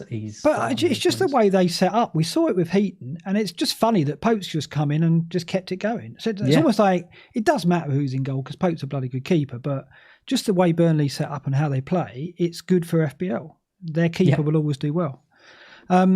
Defenders over the season, Robertson top on 88 points, Creswell 87, and again, Pope's beating all these. He's got more points than the top defenders, and so is Martinez for most of them. Any names that surprised you there? I guess we've got to call out Bednarak and the Southampton defence. Surprising to see him in there, but it's been Southampton and West Ham that have really provided the value. Looking at this list, I mean, Creswell being second in the list, I thought him being at centre-back would reduce his points because he's been a left-back and, that helps because they get forward more. But he's been getting the assists. He's on the corners, all the set plays. Didn't expect West Ham to be anywhere near as good as they have been, but fair play to them. Zuma's interesting for a different reason because he's now been dropped, that you mentioned earlier, for Rudiger. And, not always top FPL players are the best players in the league, but Zuma being made the scapegoat seems very odd for Chelsea, given how many goals he scores and the threat he offers from set pieces. Taking him out seems very strange. But I did not expect Zuma to be like fifth on the list. That is because you look at there's so many defenders in the league, and like attacking fullbacks are the ones that I'm always drawn to. But with Bednarek and Zuma there, just shows that centre-backs are still a good option. Yeah, we've seen resurgence because of the set-piece threat. And the thing is, with Chelsea, with Mount set plays, I mean, Rudiger almost scored at Fulham the other day. There is that threat. If you've got someone who can deliver well from corners, and that's why Bednarak and Vestergaard, who's also in the list, are up there, because they've, between them, they've got 4 goals. Zuma's got 4 goals. And when you do that, you're going to be among the top defenders if you're in a reasonable team that keeps some clean sheets as well. So I think the lesson here is like, if a team's got quality set-piece delivery, it is worth taking a punt on the centre-backs. But as a rule, for me, it is still the full-backs. Creswell, Robertson out in front. And as you look further down the list... Yeah, exactly. Who would have thought he wouldn't be there? I know. Crazy, isn't it? To think he's not in the top echelons. And also, if we look at minutes per point, so this is a kind of a more...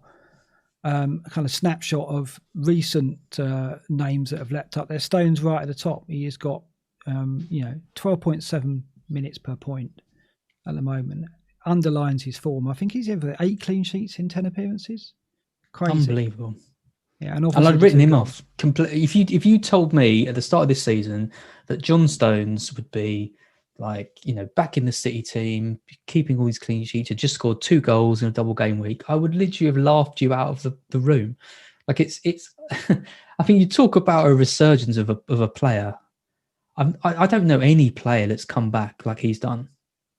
I can never think of one that's come back like he's done from that. Well, it's just that, he's played himself into the England team as well, hasn't he? So amazing. For the Euros. Cancelo is the one that we're expecting to really burst out. I mean, the attacking returns, we keep saying it every bloody week, don't we? And again, he hit the bar. He had a He'll be top fantastic. Season. He's got everything he needs to do that. I mean, he's got 11 bonus points so far, and that is with 1 attacking return. So if he, any match he gets an attacking return, you've got to think he's going to get bonus points as well. Maybe regardless of clean sheets as well, because he creates so many chances. So he's the one who's going to, we anticipate, accelerate through the second half of the season. And maybe we've got to look for Pereira as well, who's not on the list at Leicester, because Justin has done well. It's interesting to see what happens there, whether Justin stays as part of the back three, or he goes out onto the left and Castagna gets dropped. So there's going to be some disruption there. We've got to wait and see, because they've got Sionchu to get back in as well. So the Leicester defence could be problematic. And as a new Justin, I can't see Justin getting dropped low, given how he's performed this season. Pereira came on at right wing, I think. He did. He came in for Albrighton. So if they play wing backs, then he can go in over there. But Albrighton's playing well, so he doesn't deserve to get dropped. No. So they can afford to ease Pereira back in, but that's obviously one to watch if you've got Justin in your team. Midfielders, which is where all the points are, the top performer Fernandes, 140 points, genuinely has a chance of 300 points, doesn't he? And I remember doing the Scoutcast with Holly, and Holly, I think it was honestly like game week 4 or 5. Yeah. Holly came on the Scoutcast and she said, I've got Fernandes in my team because I think he's going to get 300 points this season. And I was like, no way, I don't that good. It's never going to happen. His form's dipping, which is a bit of a concern. I mean, you look at Salah's, output but not being very good. It's now 3 games. Oh, he got the assist, didn't he? He got the assist against Fulham, but very lucky. And everyone's saying you had a hand in that. Yeah. The old Mark phone call got him. It honestly was, because I didn't see the game, and I went on Twitter after the game. I didn't watch the game at all. And I went on Twitter and I saw there was a fuss about it. I was like, what's this then? And then I watched it back, and it was only then that I started getting engaged in the conversation. And obviously, having worked with the FPL, I know how that rule and the rulings work. And I try to clear it up. But then, perhaps I'm fueling the fire and everyone thinks that's me again. But no, I mean, it was an assist in my book. I would have given that one. It was an intentional cross, wasn't it? Yeah, he looked. The crucial factor is he looked up. He looked up. And he saw Cavani. Greenwood was coming in on near post, but he wasn't as advanced. I don't think we can say Greenwood could have been the intended target. So when a player looks up and there's a man in the middle and he crosses into the middle, you've got to think that's the intended target. And as I said on Twitter, when there's an intended target, the leniency on the degree of the touch that could follow before it reaches the goal scorer is increased. Whereas when it's just, we don't know, are they aiming just for an area of the 6-yard box or penalty area? If there's a touch, then it's more likely the assist is wiped off. But when there's an intended target and that target scores, he intended to cross to Cavani, Cavani scored, why wouldn't he get the assist? That's the way it works. But I understand, people's frustration. And the thing is, when it's a really highly owned player, people go, oh, well, you're only doing it because it's a highly owned player. And I know that's not the case either, of course. But it's just more people talking about it, because no one cares if it's like, I don't know, Lee Catamol. I know I keep using Lee Catamol. What is it about your obsession with Catamol? Is he on your wall? Is he going to replace? He should be. No, he shouldn't be. Yeah. He was that proper casual pick, wasn't he? Yeah. He hit like a 30-yard screamer on like the second game week, and everyone had him in their team. I think the thing with Fernandes, and I'm interested to get your opinion on this. I think the thing that's going to prevent him from getting that 300 points is the fact that the other players around him are stepping up. So in some ways, it could boost him, because it could mean more assists, it could be more goals and all of that. But I think because he's carried the team for such a long period of time, that is why he's had so many ridiculous double-digit hauls. I think with players like Pogba, Rashford, Cavani there, I think we're going to see a reduction in massive horse for Fernandes. Yeah, I definitely think with Pogba and Cavani in there, because they're two players who could come into their own in the second half of the season. And if they maintain the rate we've seen in the last few game weeks, then yeah, definitely. I tend to agree with you, because he doesn't have to carry the team like he has been. Because suddenly Pogba's there taking some of the burden, and they've got a centre forward in Cavani, and that does change the dynamic. So yeah, I think that probably does drop deeper a bit. If he knows there's ahead of him to do something, and he knows, I've got to get into the box again. No one else is getting there. It might just mean that he's happy to dictate a bit more in midfield. Because that's it. He was raiding the box a lot, wasn't he? A few game weeks back, and less so now that Cavani's occupying that position. So it's a very good point, that. But still, you've got to have him. I mean, we said a few episodes back how he is now the heavy hitter of choice, and the form of Salah really just underlines that even more, doesn't it? Even though Fernandes has dipped, it's been nothing like what we've seen from Liverpool. Any other names that leap out here? Neto's done well, I guess, on 84 points. I mean, it's interesting that he's only 2 points behind Sterling. I mean, that's, again, Sterling, like Alexander-Arnold, has disappointed massively. And look, Souček's on 81, 5 points behind Sterling. Crazy, isn't it? It is, yeah. And Maddison's creeping his way up. I do think he's a really strong option. His interview was great at the end of the last game. Really nice, and it was interesting to hear him say, he was saying he had a word with one of the coaches at Leicester, and he said, I want to get more goals. Like, what do I need to do to get more goals? And they've been working on it, and now he is. So, he's always been a player he's always been a streaky player for a start. So he goes on a run like this and just seems to be getting returns, and then it just switches off, and then he goes back and just gets nothing for weeks. I've been there with him. But it does seem to me that he is looking to add something new to his game and get forward and create, and there's going to be more onus on him now with Vardy out as well. So I think he's a really strong pick. Yeah, I mean, if you look at minutes per point, he's right up there. So he's placed 6th over the season so far. So he's a point every 13.6 minutes. You've got El Ghazi out on top, 10.5 minutes. Jota on 10.7, Son on 11, Fernandes 11.2, Salah 11.4, and then you've got the two who are in the mix to replace KDB, who are Foden on a point every 12.6 minutes and Maddison 13.6. So yeah, Maddison is an interesting player, and yeah, I mean, he cited Carragher as well, didn't he? He said that Jamie Carragher's the comment about getting his numbers up was going to be a factor. So it's and he's right. I think Carragher was completely spot on with that, because as that kind of like talisman, okay, Vardy's the talisman of Leicester, but Vardy's not going to be around forever. When Vardy goes, I think it is going to fall on Maddison to, he's the chief creator in the team. He's all the set pieces. He's the one that people are really going to be looking to make something happen. And if you're getting 5 goals and 5 assists a season, it's I don't know. He needs to do more. Once he starts getting those numbers up to 10 goals, 10 assists, more that he's capable of, I just love him. He's just such a good player to watch. And I had to go at always cheating on Twitter the other day, because he tweeted saying, what's wrong with Maddison? And I was like, nothing's wrong with him. He's class. He's always class. He just doesn't get those numbers. Leave Josh alone, because I listened to it the other day, and Brandon called him out on the Always Cheating podcast as well. Really? And I was like, it's a bit unfair, because what he was saying was that in the last 20 minutes, he hasn't looked great, Shakes. And then, he got leapt upon, and he scored as well.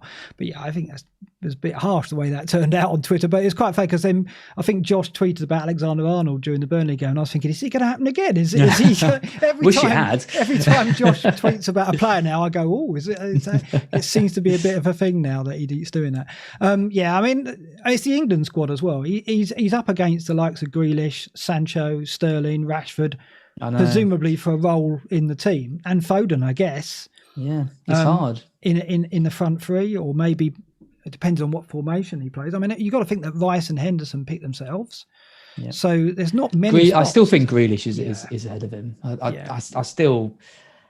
look at Grealish and what he brings and stuff, and I still think Maddison is. I love Maddison with all my heart, but Grealish is just that level above. So it's hard. It'd be great if we could find a way to get them both in, but I still think it's. Well, there's Mason Mount in there as well, who Southgate loves. So as the season goes on, you've got to think that Maddison's got to maintain this form if he wants to be part of that. Yeah, and he's not a given, is it? So he's got to keep it up. So We'll see. I think we're going to talk a bit more about midfielders in a minute when we talk about a certain City player. We're going to look at forwards, and then we're going to look at Gündogan as an alternative to KDB. But I believe as you need a break, don't you? Again, I do need your bladder lets you down once again. While I'm definitely getting old. When I started the Scoutcast, 4 or 5 years ago, I could easily do a couple of hours. Can't even do an hour now. It's just absolutely. Never mind. I'll hold the fort while you go. You introduce it. I'll be back in a sec. I'm going to talk more about these midfielders while you've gone. It's just we're looking here at minutes per points, and Smith Rowe is someone which is because the thing is with KDB's injury, I think as was talking about it earlier, we don't want to go to Gündogan because of the price, but would we even go to Smith Rowe 4.5? And it's almost like tempting. I'm not going to go KDB to Smith Rowe because he's only 4.5. I want Morph to replace KDB than that. But actually, Smith Rowe's form warrants us to have a look at it. And in terms of minutes per points, 14.9 minutes per point, which is almost identical to De Bruyne. So although Smith Rowe's only just come into the picture, he's only played 402 minutes. What he's shown us so far, and with Arsenal's form, suggests that he's a player that, can we get him and Souček in our 5-man midfields? That means, reducing the number of heavy hitters we have. And when you take KDB out, maybe that's not what you're going to do. Maybe you're going to spread it and have the likes of Grealish, Maddison, Son. It's difficult to consider him, but he warrants consideration. And Gündogan in there as well, 14.9 minutes per point. And in a moment when Az is back, after we've looked at forwards, we're going to look at Gündogan and his incredible run that he's had, because it's not just stacked up well against other players, it stacks up well against his previous numbers as well, incredibly well. So we'll look at that in a moment. But let's talk about forwards now. You're back, Az. Disappointing, really, the forwards. And what's interesting here is when you consider what to do with the funds from De Bruyne, what's interesting here is the gap between Kane and the rest. If you look at the other positions, there isn't a massive gap between the top player and second and third. But when you look at the forwards, the gulf between Kane on 142 points and Vardy, who's now out for 3 or 4 weeks, on 116. So that gap's only going to grow. You've got to think that by the time Vardy's fit, that gap's going to be, 50 points? Probably. Now, that's a big gap between the top 2 forwards. So that makes me think that perhaps Kane is the best source of this extra money that we've got. What's your view on that? Yeah, I think it's a real shame, and it's interesting when you look at the teams in the league and how, in previous seasons we've had Costa, Suarez, Aguero, Kane. We've been so spoiled for premium strikers, and now you look at like Firmino, Lacazette, Werner. Like it's all just a bit crap, isn't it? And that's why I think there's almost less onus put on a centre forward to get you all your goals now, because you have all your players around them that score, and that's just kind of how the game's evolved. And it means that the unbreakable formation of like a 3-4-3 in FPL a few seasons ago is now, I think 5 in midfield now is the more sensible play, because there's just better options. And you see it, this table I think perfectly summarises it, because you take out, a couple of these players and who do you really go for? The thing with strikers is you've always got that potential, haven't you? It always feels like they get less points for a goal, but Bamford versus Rafinha, for example, you're always going to back Bamford because he's the striker and he's the kind of the main player. I never expected Bamford to be on this list at third. Wilson at 90 is pretty good. But it drops off. You look at Firmino on 73 is in 6th place, which shows you the level we've got. And the name at the bottom there, Antonio, who's only got 48 points at the moment. But if you look at minutes per points, he's right up there. He's got a point every 15.6 minutes, which is only just behind Bamford on 15 minutes per point. So I expect Antonio and Bamford to be almost like the default now template for most. If you haven't got those two, I would wager that over the next few weeks you will end up with those two. And then it's whether or not you sink your money into someone like Kane, or you just stick a 4 or 5 Brewster in there and go 5 in midfield. Yep. And the way defences are performing at the moment, perhaps that is the way to go. Maybe 4-5-1 is a formation that we should look at and alternate Bamford and Antonio. It's difficult, isn't it, to really pin it down? Yeah, I mean, Marcus makes a good point. I mean, he's given me a bit of sass, which I don't appreciate, but his point's good. He says Wilson almost has as many points as Grealish. And that is where it's quite interesting, because you'd say Grealish is having a kind of a standout season. You've got someone like Wilson, whose Newcastle aren't great, but Wilson's ticking over those penalties. He's getting the odd kind of goal from open play. Like he's doing enough. And when you've got a striker like that, it kind of does elevate them, because they're the striker and they're the person getting you the goals. But there's just not many of them. That's the issue. You said it best about Wilson. It's hard to trust Newcastle for particularly at the moment. Also, it's more fun watching Grealish than it is Wilson, because Grealish looks like getting a point at any minute in the game, whereas Wilson, you just got to wait for that moment, haven't you? And hope it arrives. And Grealish will comfortably outscore Wilson before the end of the season. Well, it is surprising that there isn't that big a gap. I mean, that's one of the things when I've started looking at these tables is surprises like that, like Pope outscoring the top scoring defender and being only a few points for De Bruyne. And you look at that Wilson versus Grealish, in your head you think there's a massive gap, but there isn't. And actually I looked at Grealish and he has disappointed a bit in his output, in that in matches he's looked like he should be pushing double figures, but rarely has. I think he's got fewer double figure returns than Pope, for example, over the season. He had that big game against Liverpool, and that did kind of skew things for a good while as well. So, I mean, to be honest, I want Grealish, but do I? I mean, I look at Maddison's output recently, and as I say, Gündogan in a minute, and think that Grealish maybe isn't the shoe-in that he was for me now. It's just I miss having him because I like watching him play. Let's have a look quickly at minutes per point, and that's where Antonio and Cavani is a player we pick out, because Cavani, if he can nail down that start for United, at the moment he's getting a point every 12.7 minutes, which is third to Kane. Kane 11.3 minutes per point. Nketiah on 12.2, but Nketiah's only played 318 minutes. One of Azzy's favourites, of course. But Cavani is interesting. He's getting points per minute better than Vardy. So if Cavani starts on a regular basis, he has got to be someone at 7.8 we consider, isn't he? I'm tempted. Honestly, I'm really, really tempted by him. I'm looking at players who can give me a bit of an edge on others. And I'm looking at Cavani and I'm thinking he's done enough to stay. He's better, but he's just better than Martial up front. Yeah, he just is. I can't see any way in which Ole could justify playing Martial over him. I mean, he might. He's a bit like a kind of a Foden, and we all know that he's the better player to play there. But does the manager believe he is? But looking at United's run, looking at the confidence they must be getting from seeing Liverpool struggle and all the other teams falling down sort of behind them, you kind of feel like you need to have someone with Fernandes to really get the most out of what could possibly happen over the next few game weeks. It's only really Cavani and Rashford, maybe Pogba, but I don't really trust Pogba. I trust Cavani and Rashford more than him. And at a time when, we've got money to play with, and, if you've got money to upgrade the likes of Adams, like I have, for example, I think Cavani's actually a really solid pick at the moment. It's interesting that Kane is top of this as well. Not only top with 142 points amongst the forwards, but in terms of minutes per points, he's top as well.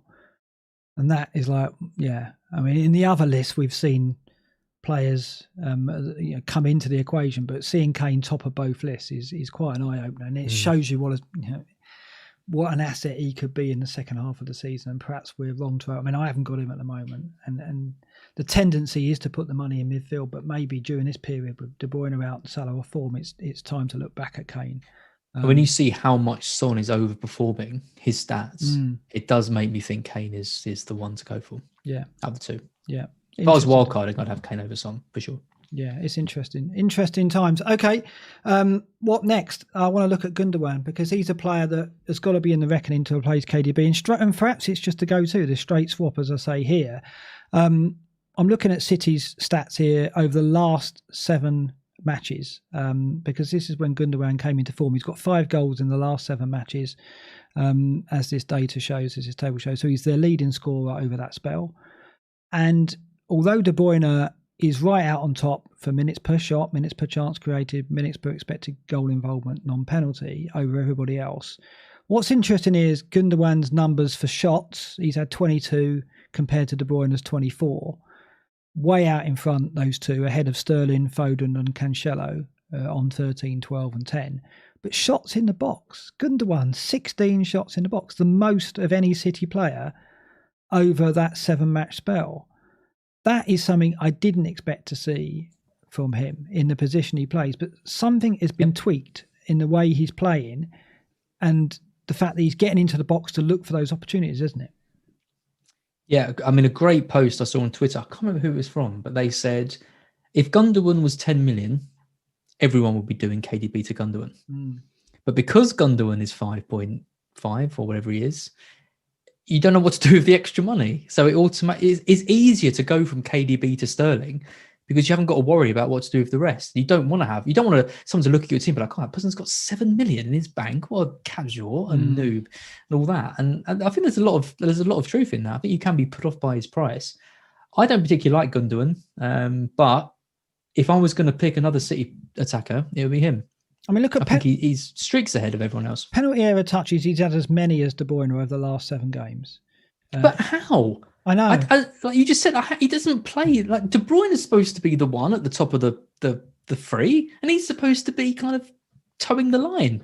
How is he getting so far up the pitch? Yeah, and it is obviously a tactical tweak in recent times, because when you look at his historical data, and what I've got here is a table that shows the last 7 game weeks, 13 to 19. And then we've also got his data for the game weeks before that, 1 to 12, and then his data for previous seasons. And basically, for minutes per expected goal involvement, minutes per penalty area touch, minutes per shot in the box, minutes per big chance, and minutes per chance created, he has recorded his best numbers ever since arriving in the Premier League over the last 7 matches.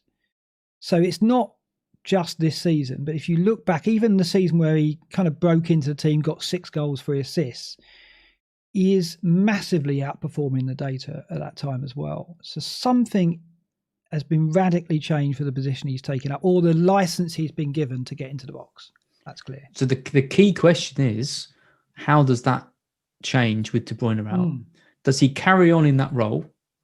Because if he carries on as it is now, superb option, the best City player by far.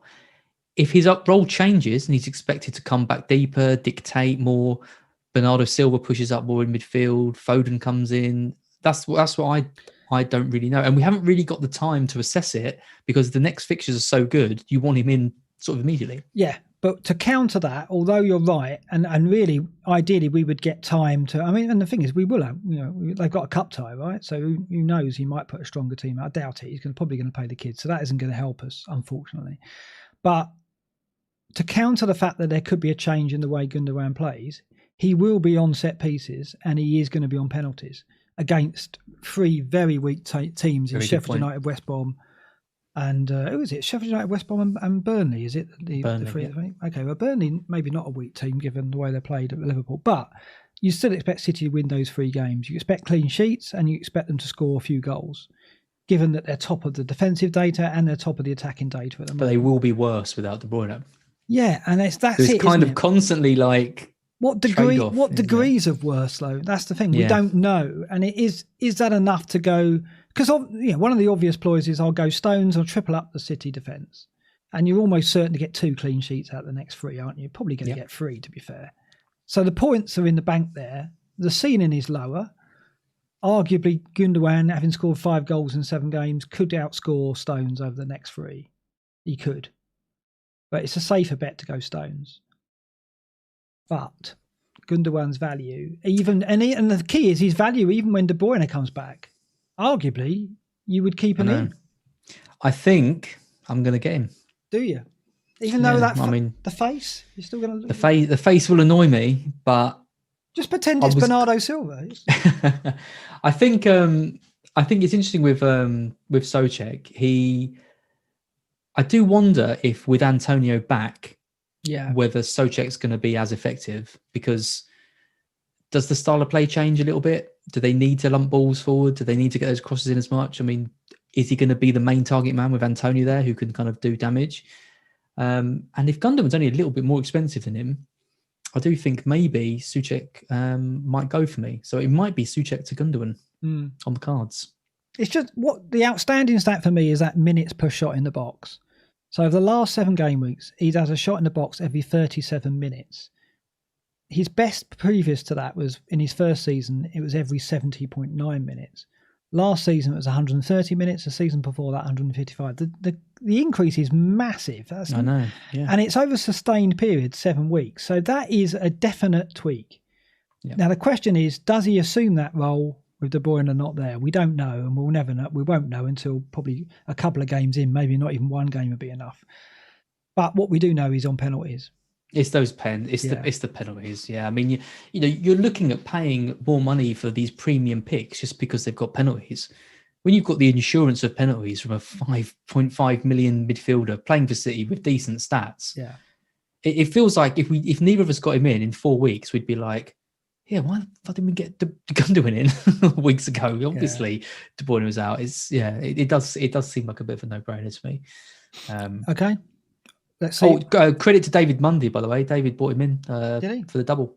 Swine. Great move. Okay, let's take these seriously. We've got to get through them quickly because we're quite a way into this. But as they're getting logged, I'm going to think about these a bit more carefully, perhaps. We'll come to you first then for this one. I'm not going to say my score. It's getting competitive already. Palace versus West Ham. So Antonio back. Yeah. Palace indifferent, quite inconsistent. Zaha missing, and I think that makes a difference to the way they play across the board, really. They seem to even defend worse when Zaha's not there because they don't have that threat, that out ball. I'm going to go 2-0 West Ham. I thought you were coming to me first. No, I thought I'd take it. Mind games. I think Palace will score. Do you? This one, yeah. I think I saw a stat. I can't remember how many it was, but it's like Palace have like scored against West Ham in like every game they've played forever. That can't be it. But yeah, Palace do normally score against West Ham. I'm going to go 2-1. 2-1 West Ham. Okay. West Ham's defence. West Ham is good though. Yeah. Really, really good. West Ham's defence strong, and they've got with Antonio fit, which he looks like he is. I mean, every time he sprints for a baller, I'm like, oh, I'm tensing up. Let alone his. I know my hamstrings go when he runs and sprints. I know. I feel it. I feel his pain. I saw it when he was bursting through. Yeah. He was like running after a ball. I was like, no, don't run. Yeah, no, exactly. You wanted to. I know it could go at any time. It's a different level of anxiety watching Antonio with Antonio in your team. He'll be up there, by the way, Antonio next season. Oh, I hope so. Well, he got us those 4 goals last season. Let's see if he can do something. Maybe 18 points in a double game week. He's legend status. If only we'd have captained him. Newcastle Leeds. You're good at predicting lead scores. Now, away from home on a decent pitch. Hopefully next time they play at home it'll be better. I'll let you go first, Tim. It's a beautiful game for Leeds. They're going to bounce back. They're going to absolutely smash Newcastle, I think. So. Newcastle are going to sit back. There's going to be a nice pitch. They're going to be like, they're going to kick up the arse after the Brighton game. 3-0. 3-0 Leeds. Don't think it'd be that. 2-0. I'll go. That's 2-2-0s for me. I look about Lawrenson. I'm going away wins though. He never goes away wins. 2-0 for Leeds for me. Southampton, Arsenal, tricky to call. I mean, in attacking terms, Southampton have offered very little recently. Obviously, with Ings out, it's they are kind of almost unit-like, aren't they? They just haven't got that cutting edge. I can't rely on Walcott and Che Adams to provide it. Ings is back, isn't he? I think. Is he going to be back? Is he? I think he is. Yeah, right, I think I saw he is. So that makes a world of difference. It's easy to break down again. He's like Antonio, isn't he? Like he's another player that we just can't buy because he's never. We want to get him. He would be a player we would consider.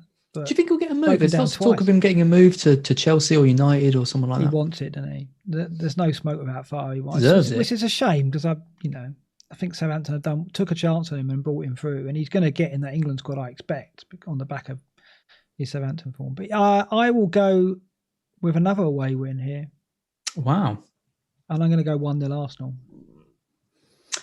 I think this is probably a pretty safe draw. I think they'll probably both cancel each other out. I don't think either team's been amazing. I was really disappointed with Southampton against Leicester. I thought they would. I predicted them to win that one, so that was one of my less good predictions. But we don't need to talk about that. I'll go for my 1-1.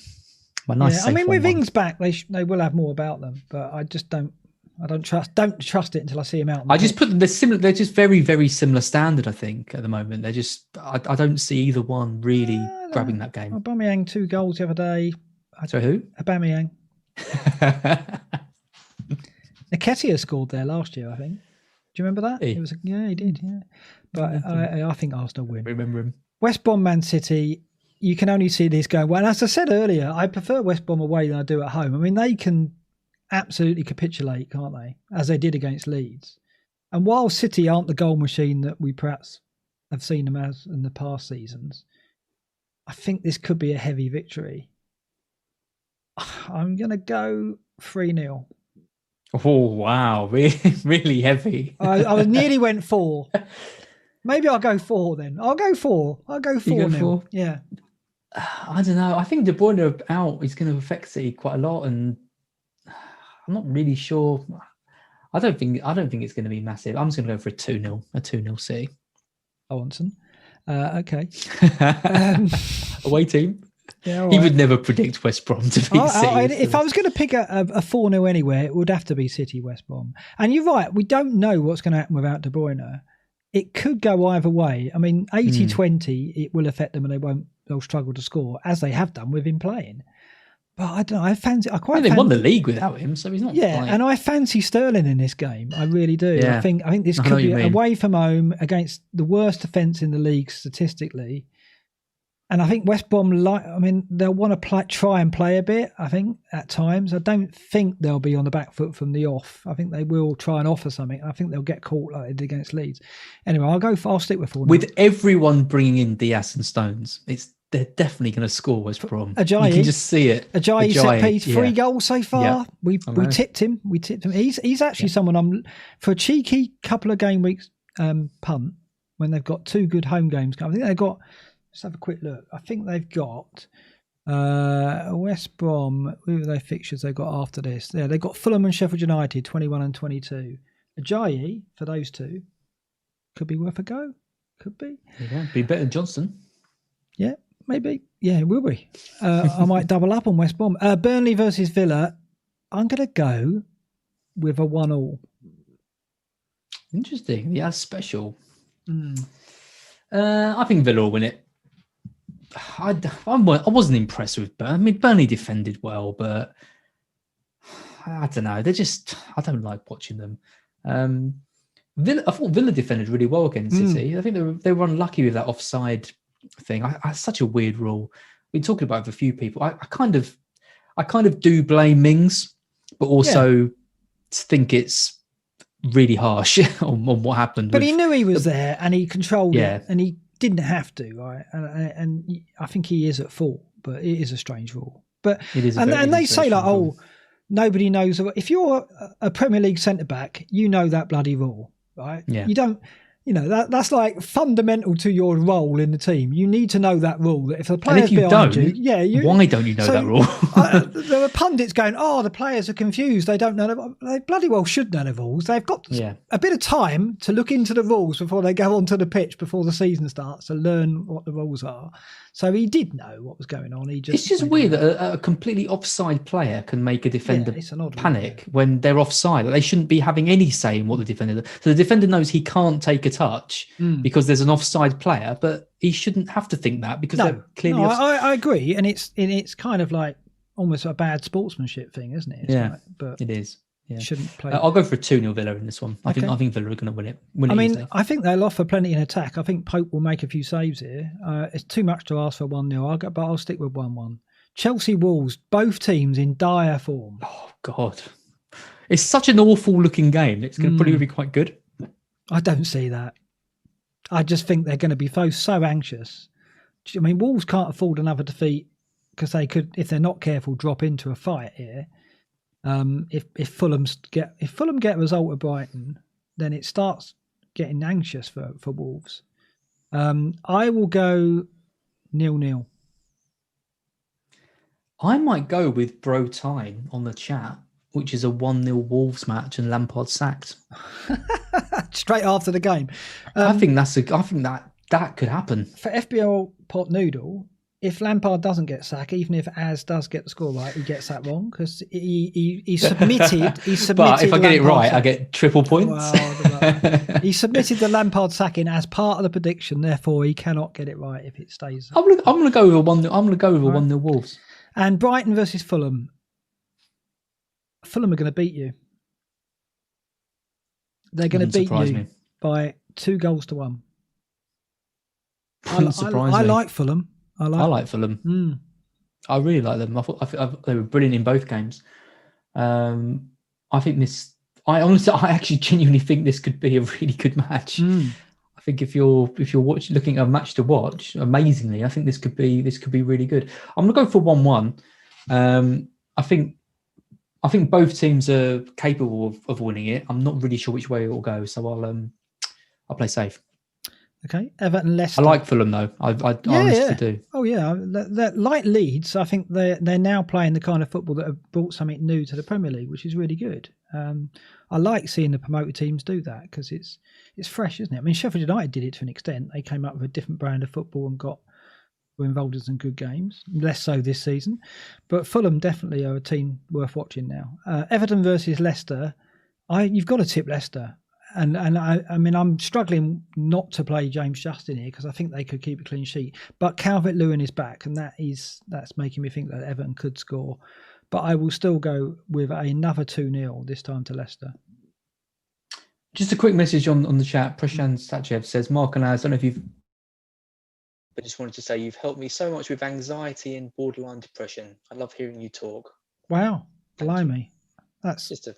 really nice and your mic has dropped out there. You've gone on to the, as we said that, you've gone on to the headphones mic, I think. That's better, I think. Talk now. No. Yeah, that's better. That's funny. They just shifted to your headphones mic.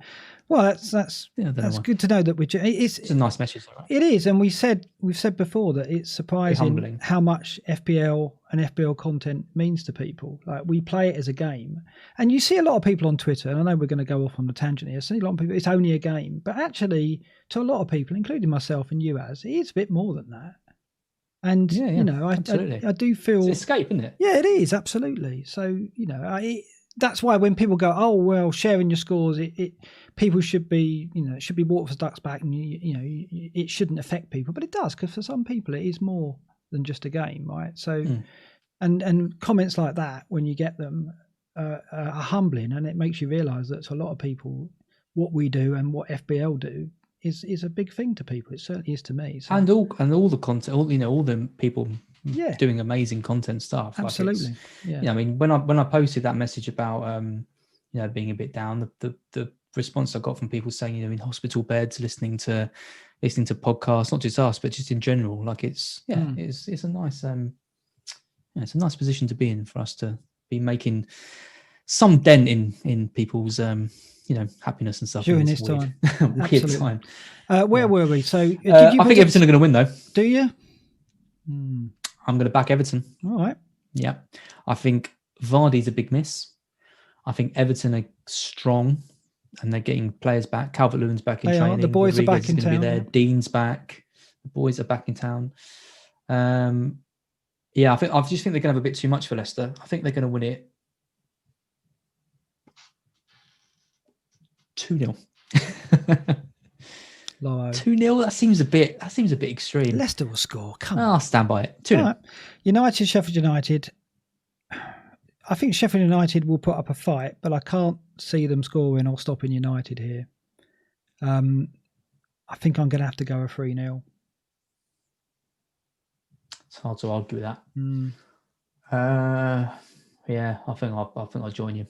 But I think it'll be one of those games where, unless United score first, it'll be a bit of a struggle first half, and they'll get a couple of late goals to make it more emphatic. I don't think it'll watch like a 3-0, but it'll end up like that, is my prediction there. There's no Egan as well, is there, for Sheffield United? Is he out? Is he? I think so. I think this is if you're looking at players to bring in, if you're looking for something a bit different, if you've got injuries to Vardy and De Bruyne, I think going in hard on United for the run they've got, and particularly for this game, is a good strategy. Rashford and Cavani in for Vardy and De Bruyne. Yeah. Pretty sexy. Yeah, definitely. I mean, and they've got a good. It's just getting the right United player, like you said. Fernandes isn't hogging the points. They are getting shared about, and it could be you just get the wrong one. It could be Martial's turn or whatever. It's difficult to know. And if only we knew if Cavani is a regular starter as well. Spurs versus Liverpool, the final fixture. It's a cracker. But the form Liverpool are in, it's hard to bat them, isn't it? Very interested to know how you're going to go here. I'm going to go with 1-0 Spurs. I'm going to back Spurs as well. I think Spurs haven't been great, but they've been grinding out some wins and doing. They've looked okay in the games I've seen. Liverpool just aren't, and I just think Spurs are going to capitalise on it. Liverpool have got mistakes in them at the back, and that is going to suit Spurs down to the ground. 2-1 Spurs. Yeah, I think Liverpool will score. I think they'll get a goal, but I think it'll be a good game. Please be a good game. I can't bear to watch another big game and it be crap, but it just seems to happen. All that United Liverpool game. Oh my God, it was so bad. I can't. It's so predictable, wasn't it? I mean, the thing is, United turned up on the back foot. They did what Spurs did, didn't they? They just went, well, break us down, which was a shame because United had enough to hurt Liverpool. Whereas obviously Spurs are much more reliant on two players. United have threat everywhere at the moment, and they should have won it. This is Mourinho owes Liverpool one. There was a bit of beef after the game, wasn't there, at Anfield, if you remember? Liverpool won it late with the Firmino goal. So I think Mourinho will go into this thinking, he definitely wants to win the game, obviously, but I think there's a bit of beef in the previous encounter. And I think it'll be a narrow win for them. So we're both back in Spurs then. So, Pop Noodle, I hope you got all that down. I'm nervous about logging these, though. I really am. We'll see how that goes. I know what you mean. I'm sure he'll put stuff on Twitter afterwards and embarrass us both. This is your team, I think it looks pretty solid. I mean, you haven't got the De Bruyne problem. You've got Son in there. There's no, Robertson, Cancelo, Stones and Soufflé at the back. Martinez away at Burnley, which could be a clean sheet as well. I'm looking at your bench and thinking, would I play Adams over Soufal? Probably not. I think that's right. I think what you got. Have you made your transfer there? Stones in. I made my transfer pretty much as soon as Stones scored those 2 goals and the game ended. I did Trent to Stones. I thought, this whole points over pounds thing, I hate it. I thought Stones is going to get a triple rise here. He's going to go from 5 to 5.3. He's already gone up 1. He's probably going to go up another 1 tonight. I wouldn't be surprised to him go up another 1 before the end of the week. Why worry about team value, especially now when we've got money to spend? Everywhere? Well, that was before De Bruyne got injured, wasn't it? I didn't, it was. I kind of had plans to bring him in, if anything, for the run he had. So I thought I needed the money. I don't regret it. I'm happy with Stones. I think I'm happy with Stones over Diaz. I still think there's not going to be that much in it. I do think though that I might do Souček to Gündogan and bench Soufflé. Right. Just because I need someone a bit different. Yeah. City seem a good team to target. The stats you presented today are great. He's on the pens. Yeah. Why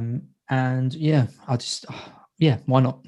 So it's an attacking City midfielder over a. Will that be for a hit? That'd be for a 4-point hit, yeah. Okay, interesting. Souček. Would you just keep Soufflé then? Defender, I don't know. Well, it's just getting rid of Souček, which is the difficult thing. Because I think it's too early to go, with Antonio playing, he's not going to get the opportunities. I think that could be a theory, but it's all it is a theory. There is some reasoning to it, though. I think over the next few weeks, I want to drop Souček and Rafinha and bring in either Maddison or Grealish and Gündogan. Because I think, take Maddison and Gündogan should outscore Rafinha and Souček. Yeah, I'd say that. Yeah. And I want to play 5 in midfield. Okay, all right. So that's the reason. Souček's done nothing wrong. I just think this might be the time to do it because Antonio's back, and we've now got other options, sort of, in midfield now. So I think that's probably how I'm going to go. And at least if I do the Gündogan move now, it means that, it's not going to be like a -8 or something next week. Yeah, and also, I mean, looking at West Ham's fixtures, I don't think they're particularly strong, are they? They're not too bad. I mean, they've got Liverpool game week 21 at home, Villa away, so that's tough. Fulham, Sheffield United and Tottenham. It's a mixed bag, isn't it, of the next 6 game weeks, I guess. So do you... Palace are the worst team in the league for set-piece goals conceded. So you're going into that game without Souček in that game. Is that food for thought? Yeah, but... I don't know. How much can he hurt? You're very good at picking him for my team, though. You always get it right. I'm not feeling it, Mark. I'm not feeling him this week. All right. That's fine. There you go. That's my advice for you. Okay, here's my team at the moment. He plays for me at the moment for that reason, that I think he'll be a problem to them on set plays. But that means James Justin on the bench. Now, I haven't made my transfer yet. And I was fully prepared to get Trent out, like you said, for a cheaper defender. And then I was going to probably upgrade Rafinha. I was even looking at Grealish or Maddison with Trent down to Reece James. That was before the KDB injury. That was before Chelsea were miserable at Leicester. Now I'm thinking, right, okay, well KDB's got to go because he's going to drop value like a stone in the next few game weeks. And like you, I'm now thinking Gündogan is the answer because he's a player that I would maybe even want to keep him when De Bruyne is back, given the numbers he's been producing. But the lure of Trent sticks out there, Mark. Yeah, I know. The lure of going Stones in for Trent. So it's going to be, I'm going to take a hit because obviously 127 points in the game week. It was a strong game week and I want to ride that out and spend 4 points and back myself to make 2 good calls. But I don't know where I'm going yet. There's so many options. And as I said at the top of the show, this is a game week where you can take a punt and actually it feels damage, like it, doesn't it? Yeah, the damage you'll suffer will be minimal. It should be. Or it should be less than in a week where you're turning your back on a heavy hitter. So I'm looking at Maddison. I'm looking at Barnes. I'm looking at Gündogan. Barnes. I'm looking at Sterling. Barnes, I think is good. I'm looking at Sterling as well. I'm thinking Sterling at West Brom, get him in and captain him. But I've done that before and it stung me. That's a huge risk. But it's what damage would I do if he didn't start? It would be bad. But I think he will. I think he will start. And I just fancy him in that game. So something's telling me that I could go there. I don't know. I'm weighing things up. I have 2 questions for you. One is why Soucek over Soufflé? Because I think West Ham win this game. I think I predicted a 2-0. Yeah, so you did a clean sheet. So yeah, true. But I just feel like it's a Soucek game, and I'm not yet convinced that. But you've got a bad Soucek radar. I have, yeah, record. That is true. I mean, it probably will be probably will be James Justin in over Soufflé, really. I would say. So that's my second question is, do you really need to take a hit when you've got such a good bench? No, I don't. Because even Rodrigo at Newcastle isn't a bad shout. I don't. Newcastle are awful. I don't. It's just benching Trent seems wrong, right? The money invested in Trent. And yet, of my defenders, Justin, Soufflé and Trent, arguably, Trent's the one I should bench. And that just feels. I feel it's weird, isn't it? Yeah, and I just feel like I should. Did you see though? He had the record this season for the amount of times giving the ball away, and the record he broke was his own record against Newcastle 2-3 weeks ago. But to be in his defence, that is because he throws in countless crosses. So he's not getting tackled and giving the ball away. He's not making passes and giving. Every cross is crap. It's crosses. Yeah, I know, right? I know that, but I think we saw earlier in the season, he puts the ball into the box more than any other player in the Premier League, right? So that's in his defense. But is that good? It's like when Arteta was like, Arsenal statistically, we put the most crosses into the box, so we should score the most goals. So that's not really how it works, though, is it? Like, you're just putting crosses into a ball where the defenders easily deal with it. It's not exactly a great strategy. Just to say to Desmondo95, I'm calling him Soufflé because of an excellent pod by Triggerlips on Twitter. Yeah, that's why. In which he jokingly referred to him as Soufflé. This isn't actually one of our really bad pronunciations. It was an inside joke. The Triggerlips podcast is the antithesis of ours in that we've gone on for over 2 hours here. Triggerlips knocks out quality stuff in 7 minutes. It's definitely... quality stuff is a bit of a stretch. Yeah, but it's comedy gold, some of the stuff. It is, sometimes really it is. Really is. And this week was particularly good. But yes, I don't really know what I'm doing yet. I mean, it's good. I mean, yeah, the game week starts on Tuesday. But I want to get Trent out and take a hit and do something with the money. But when the KDB injury came in, it kind of means I don't need to do that. Yeah, tricky. So it is a change for me. So I will tweet, of course, what I'm going to end up doing. The game week is on Tuesday. We won't do another stream before then, unfortunately, but I will put on Twitter what I'm doing. But I could do nothing, or I could make some radical changes and take some risks. And it's probably going to be the latter. I probably will make a punt. Subscribe to our Patreon. Find out what Mark's doing. No, I'm not doing that. Captains, just briefly. We both got it on Fernandes, but obviously with Vardy and De Bruyne dropping out, those are 2 of the 5 players we normally hit on for the Matrix. And looking ahead now, it's looking pretty bare. And what's making me think about Son for this week, which would be a very dull move, is the fact that in game week 21, we have got Fernandes at Arsenal now or Salah at West Ham if we don't have a Spurs player. And that's a bit of a concern. So I'm kind of thinking that's a factor in my decision this week, in that I really do probably need a Spurs player at Brighton as a captain candidate, given that otherwise I'm backing Fernandes against an improved Arsenal defence and Salah, who's out of form, against a very improved West Ham defence. Difficult.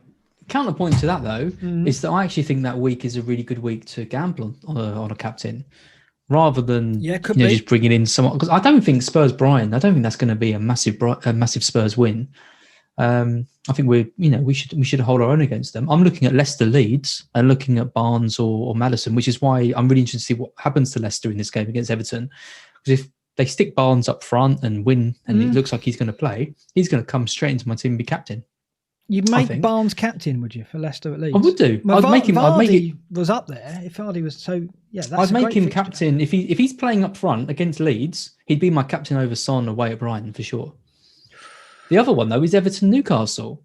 Calvert-Lewin. Maybe if he's back, if he's got Dean back, if he's got Rodriguez back, they're playing Newcastle, who look completely out of sorts. I think he's another good captain option as well. So might be time to roll the dice that week. So all I would say is, when you're considering your transfer this week, look ahead to 21 and the captaincy, because I think it is definitely a factor. Yeah. Good advice. Because otherwise you're going to end up getting into 21 and going, I don't really fancy Fernandes or Salah, and they might be the only 2 strong candidates you've got.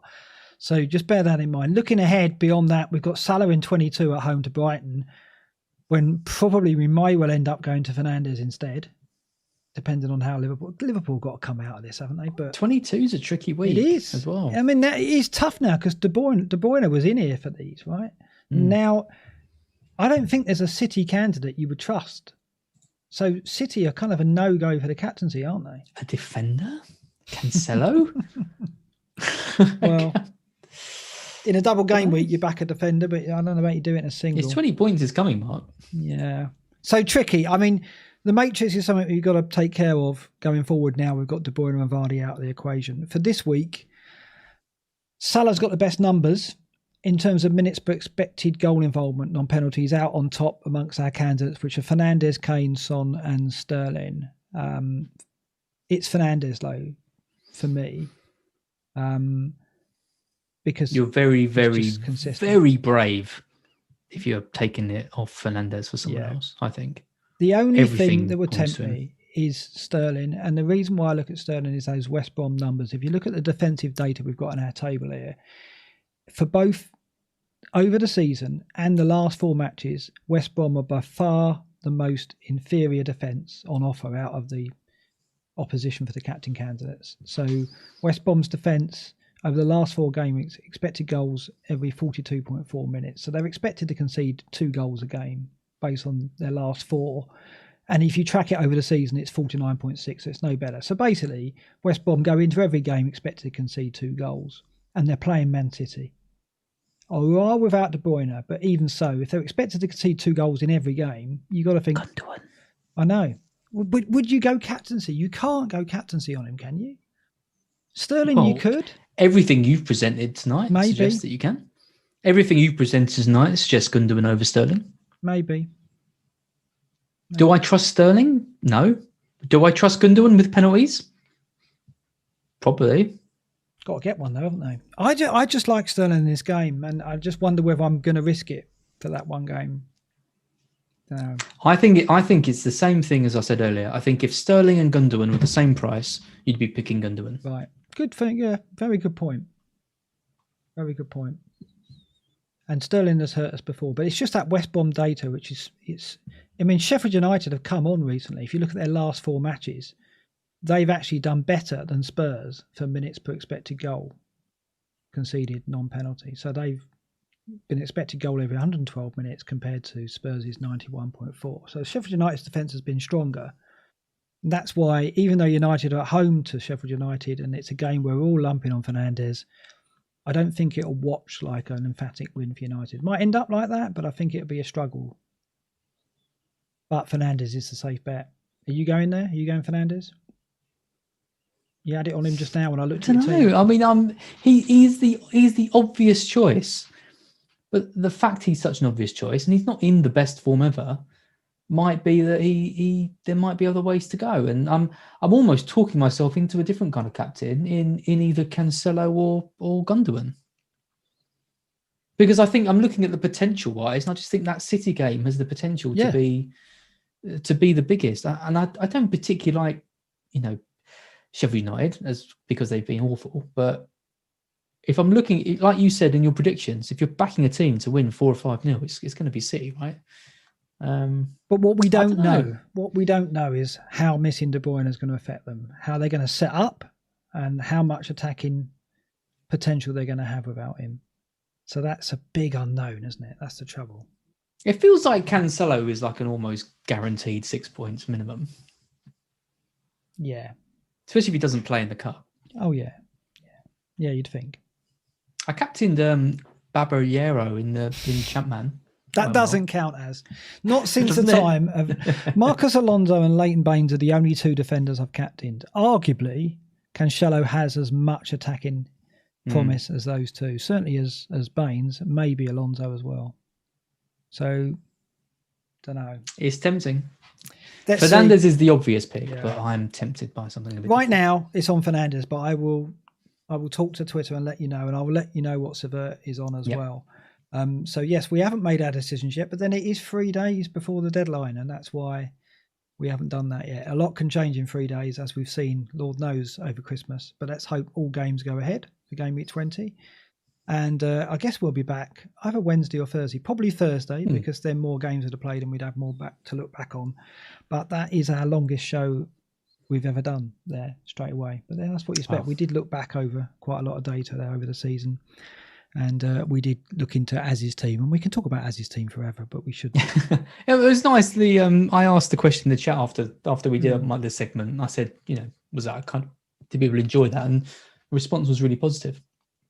So, looking at my pain and reflecting on it, I think what we've got is quite a nice difference. It's nice to be hearing from you. You're 60k in the world, obviously flying really high. But then you've got me who's trying to fight my way back up to the higher rank. So you've kind of got two different perspectives. I might feel like I need to do a bit more ballsy calls and be, whereas you can play a bit safer. So you've kind of got two different perspectives.